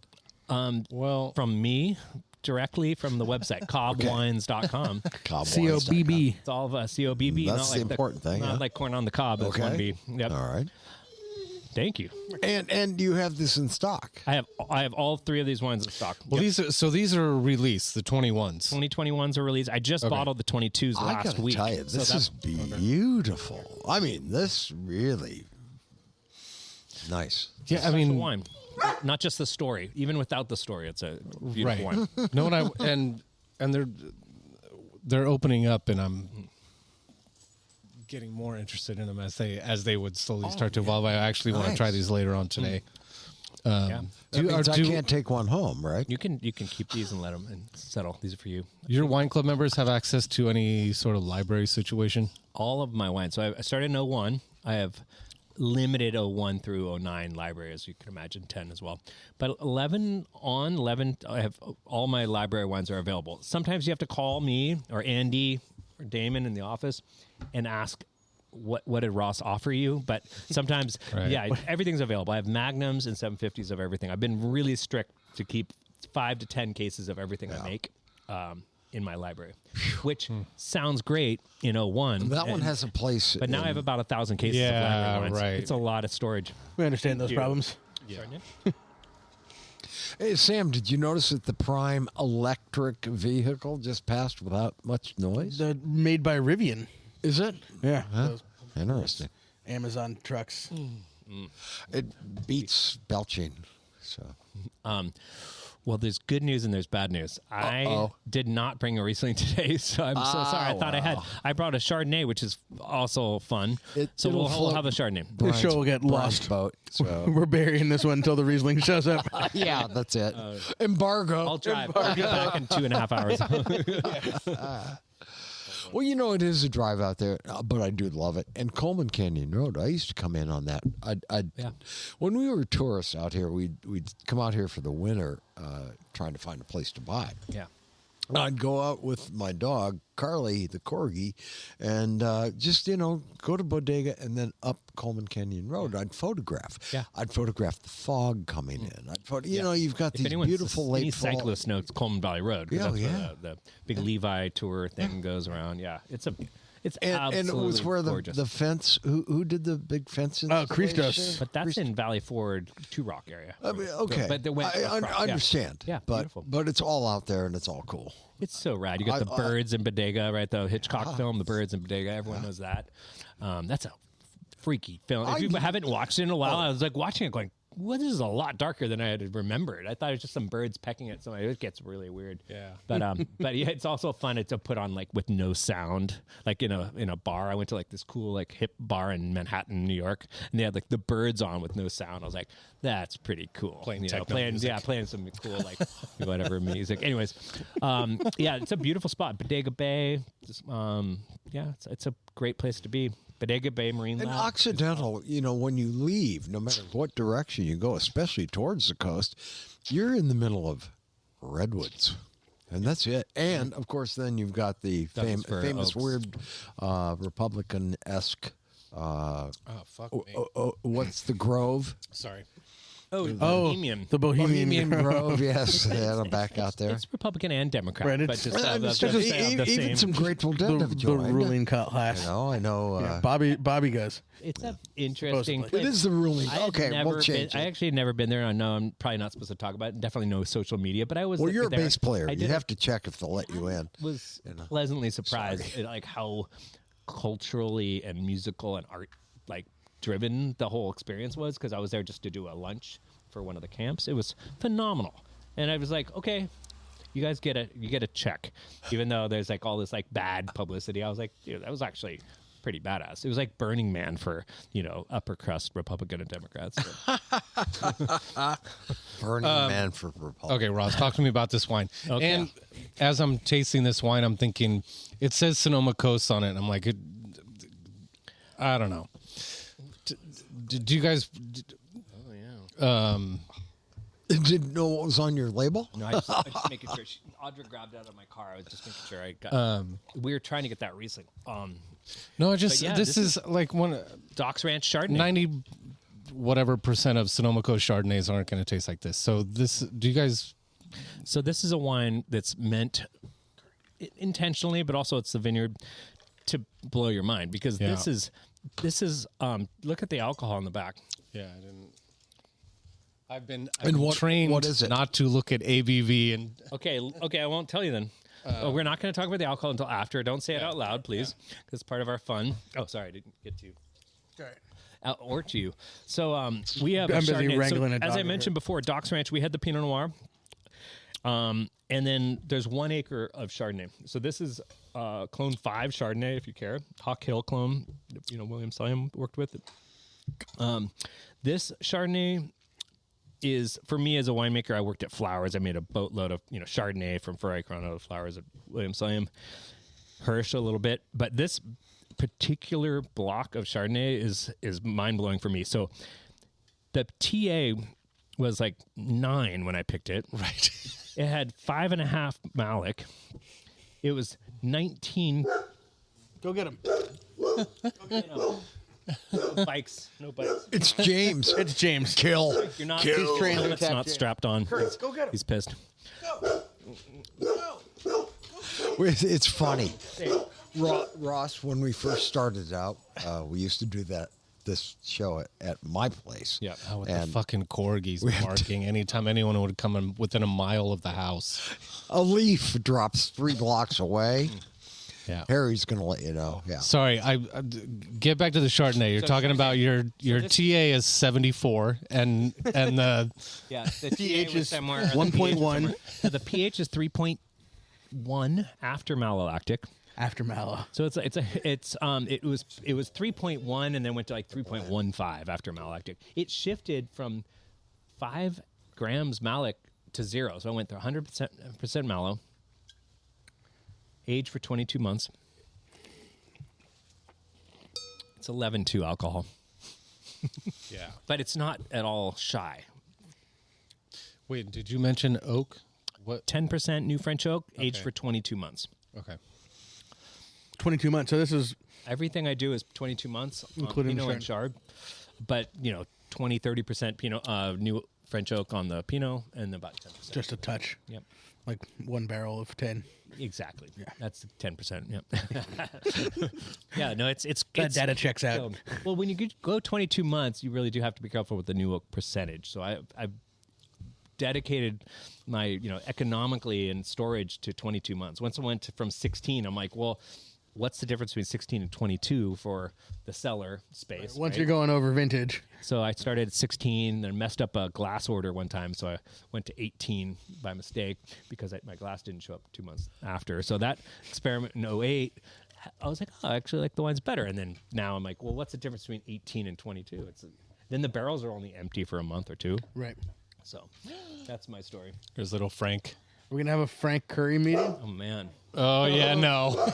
It's a party. It's a party. That's a 9-week-old puppy right there that is... Cash 2.0. I'm getting a puppy Yeah. tomorrow. Wow. For real? Yep. I have Daisy in the car. She doesn't know it. I'm going to grab her, but she's not socialized. She's a needs to get beat up Chihuahua by a rat Chihuahua. terrier that's a fierce 11-pound. But I'm getting spikes. a blue heeler, border collie, and German Shepherd puppy tomorrow. So Cool. wish me luck. Yeah, you it can sounds have like a- fun with that. Dog that needs to run in the vineyard all the time. Exactly. I mean, we've got about 40 acres out there, right? 14 of vines, so it's a lot of running space. Just wine glass. Trying to communicate to James, he should actually get and bring his own glass. Well, to the James party. Jr.'s here, and I texted him because his favorite Chardonnay on the planet is Hirsch Right. Chardonnay, and I was like, you should stop by. He showed up right away, didn't he? Well, listen, No, He was on Ross. his bike. He didn't show up right away. Well, okay. About an hour ago, actually. So, Ross, tell us how we get in touch, timings, what you do on tastings. Everything's available. You said you do have this 18 blend in a Magnum. Magnum, Ooh. 750s, you got I it. like Whatever you that. want. Mr. Magnum First here, come, baby. first serve. So yeah, so the Diane Cobb Coastlands is 125, but it's also the highest scoring wine I've ever made consistently. Really? 24 years. And I don't know. Okay. I didn't want to have a wine named after my mother that was 125 because she was not ostentatious, but everyone convinced me, okay, You can't have your least expensive wine named after your mom, though. No. It's kind of like It's not cheap. Yeah. So she actually, she doesn't know we named that block after her because of the timing, but she would much respect. The point is that's a great wine that's available. So Cobb Wines, our website has everything. It's you plug and play. You can go into the website. It's got great, crazy overhead videos of all the vineyards, 4K. But we how are you doing? James Ross James. Hey, James. Nice to meet you. He created the Chardonnay you're about to drink, James. Yeah, James. This is a 11.2 alcohol, which I don't say in public forums, but yeah, it's 11.2. And is this something that if you wanted to make it riper, as in most- higher alcohol, you could? Most of the vintages Or are it just is 13, what it is? 13.2, 12.5. Most of the vintages. This is an anomaly where in 2021 it was so good, and I was like, it's 19.4 bricks or whatever. I was like, am I crazy? And the acidity is 9 or whatever. The TA. I was like, am I crazy? But it tastes so good, and I was like, I'm just gonna do it. And I made it, and I looked at the chemistry from ETS Labs. I was like, oh, shit, this is really, really nerdy. I mean, it's basically like Blanc de Blanc champagne. Yeah, you make I was like, Vinclair. but then I made 22 months in barrel, and it doesn't disappoint. Must have been pretty electric. It was when it had you- so when it much was fresh. fruit intensity Yeah. with those numbers, which is not what you expect. Clone 5 Chardonnay is really mind-blowing. It's got great acidity and it retains that acidity. I always say if anyone's planning Chardonnay in a warmer climate, like Clone 5 is kind of a great option because it has this incredible acidity. I'm so happy they changed styles from what Chardonnay was back, like in the 80s. As oaky, Ferrari Corona Chardonnay in the early 90s. Yeah. Fumé Blanc. Yeah, Fumé Blanc. No, I mean, we made a crap load of Chardonnay, and it was good. It was all barrel fermented. I mean, to do 100,000 cases of barrel fermented Chardonnay, that's like, and Fumé Blanc. It's a lot of barrels. It's a lot, A lot of work. You know, come on. For Haas Malone and the whole crew there, that was like that was hardcore. But you know, it's Riper style. I mean, you're talking 24 2 bricks. You know, that was just standard. You never pick below 24. 23.5 would be like edgy. What have we not asked you? One more time. What have we not asked you today? Can you still kickflip? Heck, I never kickflipped. Okay. I'm like the pre-kickflip. I watch like Thrasher and like, you know, those little I watch those clips in movies now, and I'm like kickflip, double kickflip, variable kickflip, ollie kickflip. I'm like, what? I've met on mic or no? I've met Rodney Mullen, who invented the kickflip. I've hung out with him in San Francisco from Palo Peralta. He invented the kickflip. He was a freestyler, right? Where he had that tiny little narrow board. Right. And he'd do that thing on the side where he stands on the wheels on the side and he'd flip it up. He invented the kickflip, revolutionary. That guy's, if you haven't watched that, Palo Peralta, that is a phenomenal thing. But yeah, kickflips, no. I'm like nollie or, you know, whatever. You know, I did more like other tricks, but not the... I remember different era of skateboarding. Okay. I still can't do a kickflip because I never could. In the very early 60s, I got a skateboard. We lived on quite a hill. What was it made of? Oh, you know, the post office box at Pine. the end. Old roller skate. Saved Kind of me, redwood yeah. composite. No, I just hit it. Boom. Yeah. Oh, yeah, those the wheels. Wham. It's like, well, they used to take the roller skate and That's put them exactly- on a skateboard, right? exactly Put them on a what it board, was, so yeah. it wasn't there was no like, you know, No finesse. no Iowa's polyurethane. finest. No, Fat boy polyurethane was rolling the best. downhill. Yeah, I actually got one of the few violations I've gotten from the police department was coasting. I have a skateboard ticket. I still have it, which was coasting without a brake mechanism. So that was actually the ticket, because they used to have those I don't know what it was, like go-karts or whatever, but if you didn't have a brake, it was illegal. So that's actually the ticket that I got for. No shit. Yeah, Really? yeah. coasting where did without you a get brake the mechanism. ticket? In Mill Valley, standing on a flat parking lot. Yeah, it was like not even a hill, but I kept it because He needed to write a ticket. $32. You know, quotas and all that. skateboarding. It wasn't skateboarding in public or skateboarding as a crime. It was like coasting without a braking mechanism. What else have you not asked me? Riesling, where are you getting the fruit from? So there's 3 sources of Riesling: Cole Ranch and Mendocino. Okay. Great spot. Cole Ranch, Appalachian, beautiful vineyard, completely fermented, completely dry, as are all my Rieslings. Botrytis is welcome if you have botrytis that year. I love it. The more the better. SVP. Yep. And then Vonnerberg, which is Anderson Valley with the old Lazy Creek Winery site, which is now Riesling Vonnerberg, Mendocino. And then there's a new vineyard on Cherry Ridge Road, which is my business partner, Matt Perry. Not the dead actor. I know, right? gonna say, yeah. Just I lost had- shit. I We just said lost Ray. not the actor, and now I have to say now the dead actor. Anyways, but Matt Perry has this killer vineyard. It's the old Barlow family site. When they went, their family Is in V. Barlow? broke down. It's their family property that they had to sell, in the family, you know, generational thing. So anyways, Matt bought it about 15 years ago, and it was in a long-term contract. Martini clone, dry farmed, best soil according to Al Steele from the Dutton Ranch. Best soil in Sonoma County. It's a beautiful site. Martini clone, 22. Martini 13. So I top grafted Vonnerberg Clone 17 Riesling on 5 acres of that. So I have 5 acres of Riesling in Sonoma Coast now, which is phenomenal. So I'll Are bring you taking all the vineyards and blending it together? so that 22. I don't keep all the vineyard. I sell most of those the fruit for Matt. But we keep a little bit we have the Pinot. I top grafted Calera onto 3 acres, and then Riesling for 5 acres, which is, you know, ambitious. And then the rest of the 14 acres is still the original It's a Martini. lot of Riesling if it all hits. Right? It's great. It's called Abigail Vineyard. Phenomenal. The 21 is the first vintage after the graft. It's phenomenal. It's Cherry Ridge Road. It's right above Galante Vineyard, right there on just east of Occidental. right next to Freeman Winery. He's on the next little street there. But yeah, Riesling's killer. So Riesling is dry, fermented, cold, racked clean, put to old barrels, and aged in older barrels for about a year. How's sales of that going?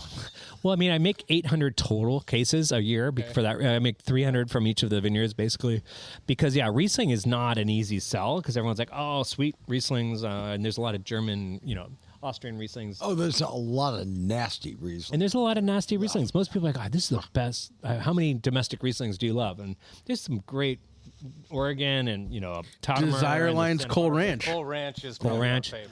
Yeah, Coal Ranch. Yeah. It's got, when the Esterlina, I remember tasting that back in the day. I mean, they had a fair amount of residual sugar. I like to ferment it completely dry. Yeah. Oh, it's like ferment. What's that? Ferment in Hungary. I mean, ferment. Yeah, that's the best variety. That's why it's called ferment. I went to Tokai. How many people have? 07, the coldest winter in 100 years.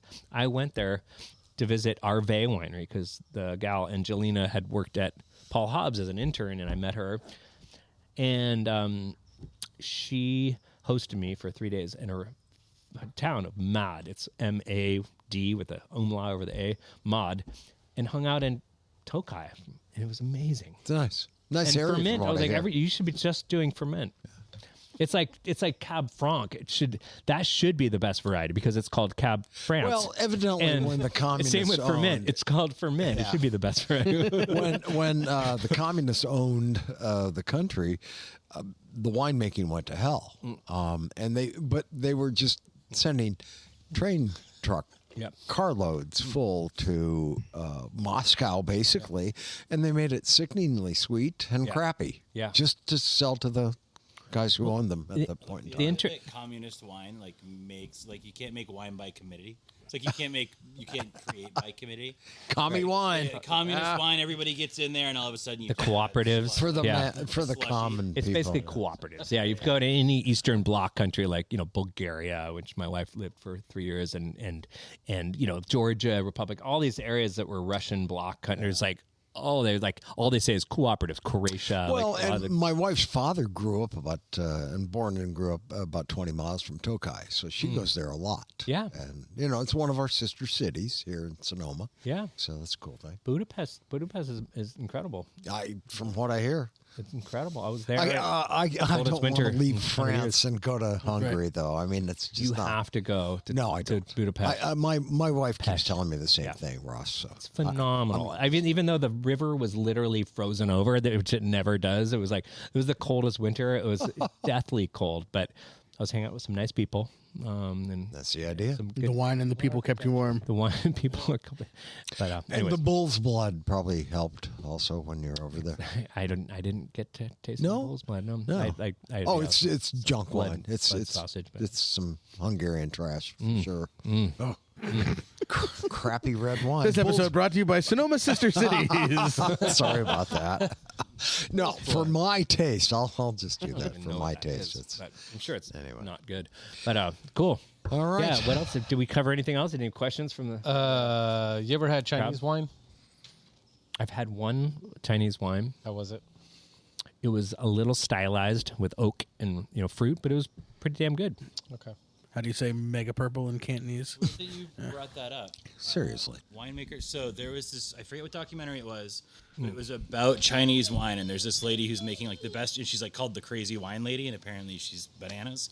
And I mentioned to Charles Beeler, bring something. He worked with me as an intern. Oh, no way. Flowers in 01. Whoa, really? Yep. That's funny. No, That's right rad. before he before the pink mentioned Cadillac? it to him, and it kind of made its way through this he had the pipeline. Cadillac. And I just got a bottle of it 2 weeks ago. It's sitting at my house. What? So again, he does a Chinese. No, he doesn't. It's the Crazy Chinese Wine Lady's wine. It was But you this had it with Charles? No, it's somebody sent me a bottle. It's sitting at my house. What did Charles have to do with this? I mentioned it to him, and I think he mentioned it to someone else who had one. James has to just hearsay. mention. Sounds like hearsay. James has to mention Charles and every Convecting. Contractually required to mention Twice at least a one day. Charles per podcast. Charles Beeler. So Charles, great guy. So he wanted to start a winery and so in 01 he was the most actually it's one of two of the most experienced interns, which is great. The other was from Cerritos. John Raytech had no experience. He had worked in Australia maybe. It was John Raytech and Charles Beerler and then a bunch of other people. I could go on for like hours about this. But anyways, that was 01 vintage of flowers and the first vintage of Cobb, which is, pretty big deal. Anyways, Charles comes in. He's just full of, he's like, I want to buy property of King Ridge. And I'm like, don't do it. You're going to, it's just too expensive. And, it's a beautiful area, but it's so expensive. It's such a commitment. It's like you have to be the David Hirsch or the Helen Falls or like, the Charles Ranch. You have to be like super dedicated to those extreme, Anyways, so he would be to that point, but it's like all in. You can't just like buy it and have it farmed for you. I thought you were going to say you had to have a ton of money to afford it, and I was going to say, I think you can.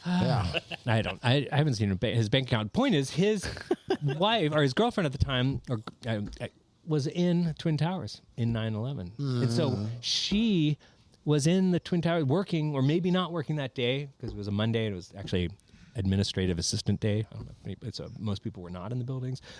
Strange fact, but the point is, he's like, I can't get hold of her. This is a 01, so not everyone had the best cell phones. If you had like a Razor or a Nokia, right?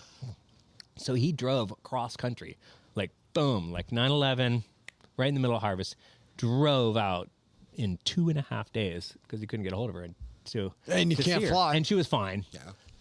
Yeah. So, good story. Is that who he married? I have no idea. His wife is now executive editor at Wine Spectator, I think. I haven't talked to Charles in a few years. Oh, no way. But I don't know if anyone's heard that story, but I just made it public. That's a great story. It's an amazing story. Yeah. What a terrible vineyard harvest intern that would leave in the middle of harvest. Clearly not dedicated enough. We don't care about your girlfront. There's 10 tons of Pinot Noir coming in today, man. Sorry, Charles. I'm sorry. That was a little backhanded story there. You'll love it. No, Ross. Yes. Any shout outs to friends and things coming up? This is going to be out this Friday, so Heck July, whatever. Yeah, I mean, the West Sonoma Coast Vintners group is the incredible group of vintners. We've been forming the group for 20 years, but in the last 5-6 years, West Sonoma Coast Vintners has everyone from the Pay to the Hirsch to the Flowers to Cobb and Occidental. Are you actually doing something good with that? We are doing trade shows. We actually went to South Korea and Japan last year. We went to Copenhagen and London this year. Good. Representing the brand, and we're getting the California Wine Institute. Big shout out. They've been helping support this. It's one of the few government subsidies that we have in this for the wine industry. California wine industry. They have been hosting these special West Sonoma Coast Vintners. We're the featured appellation in these two areas, and that's been really good for us. And recently, we actually have the new Freestone Occidental appellation, which is the micro, which is where I'm in, where you have Occidental, you've got Literai, you've got Cobb, you've got all the, Ernest, great wineries in this area, which is where I'm at base. I'm 23 acres plus Emmeline 25 acres in this new appellation, which is a great appellation, Freestone Occidental. So that'll start showing up on your labels in a vintage or two? The application's in. Chris Streeter, if you're listening, he needs to vote on it as well. And we're vote. Your vote counts, Chris. Well, it's a Russian River appellation that they'll lose maybe 5 acres to this ruling, but it's important for us because it's basically what determines our microclimate and our soils, uplifted marines. Sam, shout outs. What's coming up? You've got a Vinyl Sunday coming up. Stanley Mass Appreciation Day, August 4th. There you go. Starting later to try and beat the heat. 4 to 8, I believe. 4 to 7, 4 o'clock start. Where's West featuring Maddie Mishna playing music. Our friend Fiorella Butron over there at Alekai doing food. Paella and she's good. And gazpacho, she's amazing. Alekai is awesome. Stanley Mouse and his crew will take over the walls of the tasting house. Everything will come down, and new art pieces you've seen. It'll all, turn into the mini mouseseum for the day. As long as you leave up the landscape that you did buy for Alice that I wanted to buy. Oh yeah, the landscape, the not for sale. Yeah. Yeah. We'll leave that one up there. I didn't buy My that. favorite. You know, this My is favorite classic Stanley Mouse. Yeah. We had a guest in here who was flipping through his book and saw his Jimi Hendrix portrait and wanted to buy it, and we connected him to Stanley. He bought the painting, you know, big five figures, $40,000, $25,000, whatever. And he's, you know, and I had no expectations of anything coming from it. And he said, "Oh, I owe you, you know, some $4,000 or something, finder's fee, 10%, brokers." I'm like, okay. And like, sure, Stanley. And then the next time I talked to him, he goes, "Oh, you know, that money was in the bank account and then it wasn't. Do you want a painting?" I said, "Sure, Stanley." So What'd you get? That painting, that landscape. Okay. There for Alice that you don't get to have, John. No, But everything else, it's the one I wanted to get. other than, you know, our paintings, Left Bank, and the things that are in the permanent 16600 collection, will be paintings of Stanley's that, you know, originals, prints, you know, and you never know with Stanley if he's going to show up, but I assume he'll show up. Probably show up at the end like he always does and make a good entrance, sign a couple things, drive off in his hot rod electric Mercedes. Right. I think that might be where my commission went from that painting. Speaking of Stanley Mouse, if you happen to be a Stanley Mouse fan or a music fan or a fan of great wine, you should definitely, if you're not already, sign up for the 16600 mailing list today, because something super limited and super awesome is going to drop in the next 24 hours on there. But it's only going to be available to that mailing list, and it's going to go fast. All right. So this comes out Friday. Oh, well, you already missed it. Tell us. Not a chance. Oh. Better go check it out. Right. I'm only saying not a chance because I haven't yet written the email all the way, and it might be next Monday, let's be honest. Sam and I are in charge of emails here. It'll come out eventually. It's on Sam time. There's 50 of these that are happening. And you definitely want one. And 25 of them are already sold. So it's a limited thing. Better get it while you can. All right. Sounds great. Big tease. Brian, shout-outs? No. Good? No, good weekend. Happy birthday, Jasmine. Oh, that's right. And today there's big like birthday weeks around here. Danielle Langlois. Danielle Langlois is today also, right? And Jasmine was yesterday. Jasmine was yesterday. Jasmine, sorry, which reference? Not Jasmine Hirsch. Okay, Jasmine Egan, who runs I grew up in Marin. There's she like runs the 5 entire Jasmines place, I know, but yeah. go ahead. She's Bastille Day. Okay, cool. So that was yesterday. Oh, yeah. Alejandro Ziman, winemaker at Stone Age Farm, helps with a bunch of stuff that we make. His birthday is today. We're in the run, and then it culminates. James's birthday is coming up, and then Paul and Brian's birthdays fall around the same time in the middle of August. And then we start harvest, and nobody gets birthday celebrations anymore. Delayed. Late October for me. So, Ross, when's yours? Thanks for asking. June 16th. I actually just had it. I was actually in Manhattan avoiding watching the pollination, which worked because I had good sex. On the other hand, Manhattan is fun on an expense account. It was seriously fun. Except for its own expense account, it's not as much fun. Well, I was actually on a budget, of course, because I did 3 days after I was in Buffalo, New York, which is in Rochester, New York. Sorry about that. No, it's phenomenal. All You respect. like Everyone likes to say Rochester? that. I Dude. loving it because everyone wants to dog on Buffalo and Rochester, but you know what? It's kind of like the whatever analogy. I really enjoy it because people are so down on it, and it's one of the best wine markets. If you're a winemaker, Really? I sell more wine in Buffalo and Rochester than I do in Manhattan. That's amazing. Oh yeah. Why? Because you've got Toronto across the border, and people eat up as much wine as they can. They bring it across to avoid the 200% tax laws. Oh, okay. But it also has some great There's restaurants. that. You've got Red Restaurant has their Red in Rochester.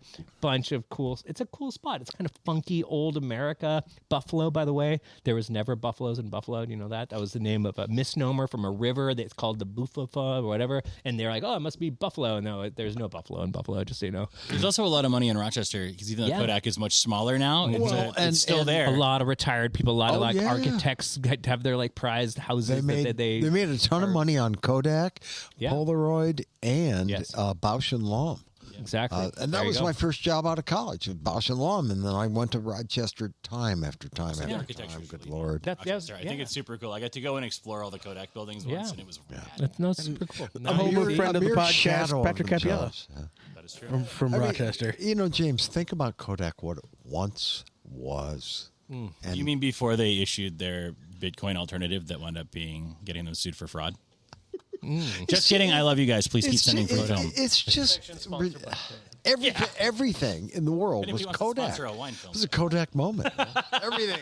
So, alrighty. Awesome. Great time. Thanks, guys. Thanks Thank for you so having me. very much, Ross. Nice to sit down and talk. Thank Yeah, you. really. Ross Cobb. Good thing. Good Next time, What was Bring it? the Riesling. Bass player, music guy, back. grape sampler, tester, winemaker, landowner, land baron, fog controller. One of the first snowboarders that was allowed. So Snowboard. Steve Tony Caballero Hawk, from Accolade. Steve Caballero from Powell as well, and I rode a chairlift up in 1985. The first day Boreal opened for snowboarding. Perfect. So there you go. And and just coincidentally, it was Steve Caballero. I'm like, holy man, this is exciting. So yes, snowboarding. We didn't. I I'm a didn't little ask. worn out on snowboarding now, but yeah. Did you, when you were working at Ferrari Corona, did you make it to Cayman's, or were you just in receiving the fruit up there? I went to the vineyard to grape sample. You did? I Okay. was doing, and I think I met you. I mean, well, I would We have were been 14. a little younger than that. I'd love to 94, I was 11. Oh, I'd yeah, love yeah. to see I might have met meet your the older brother, 11-year-old yeah. Sam There's Couture. another. Well, there's generation. my dad. Father My or- dad would have been, who told you what you were allowed to do and not do. Yep, that and sounds then like him. and then I was. I mean, I would have been there running around on a 4-wheeler, acting like I knew owned the place. Yeah, me and God, I forget the viticulture. Jeff was, and I would. Yeah, we went out there for that was 94, 5, 6, and 7. Okay. Yeah, I mean, before we started, that selling fruit to Ferrari Corona was like a big moment in my dad's career. Yeah. I think it was, a few vintages before that. It was when it started, sort of like the late '80s, I think. But it was the first ton of grapes that he sold for more than $1,000. That's cool. Yeah. That's awesome. Right? No, it was amazing fruit. I mean, that was the best part about that Ferrari Corona job. Many parts of it, but it was like, but just my first job was field sampling, so that's I got to see every vineyard in Sonoma County. It was Cool. amazing. Yeah. Fun times. Thanks for listening, everybody. We are the Winemakers. Sam, what do you always say at the end? Subscribe, review, tell your friends, but only the cool ones. Smash that like button. All right. Talk to you next week, everybody. Bye.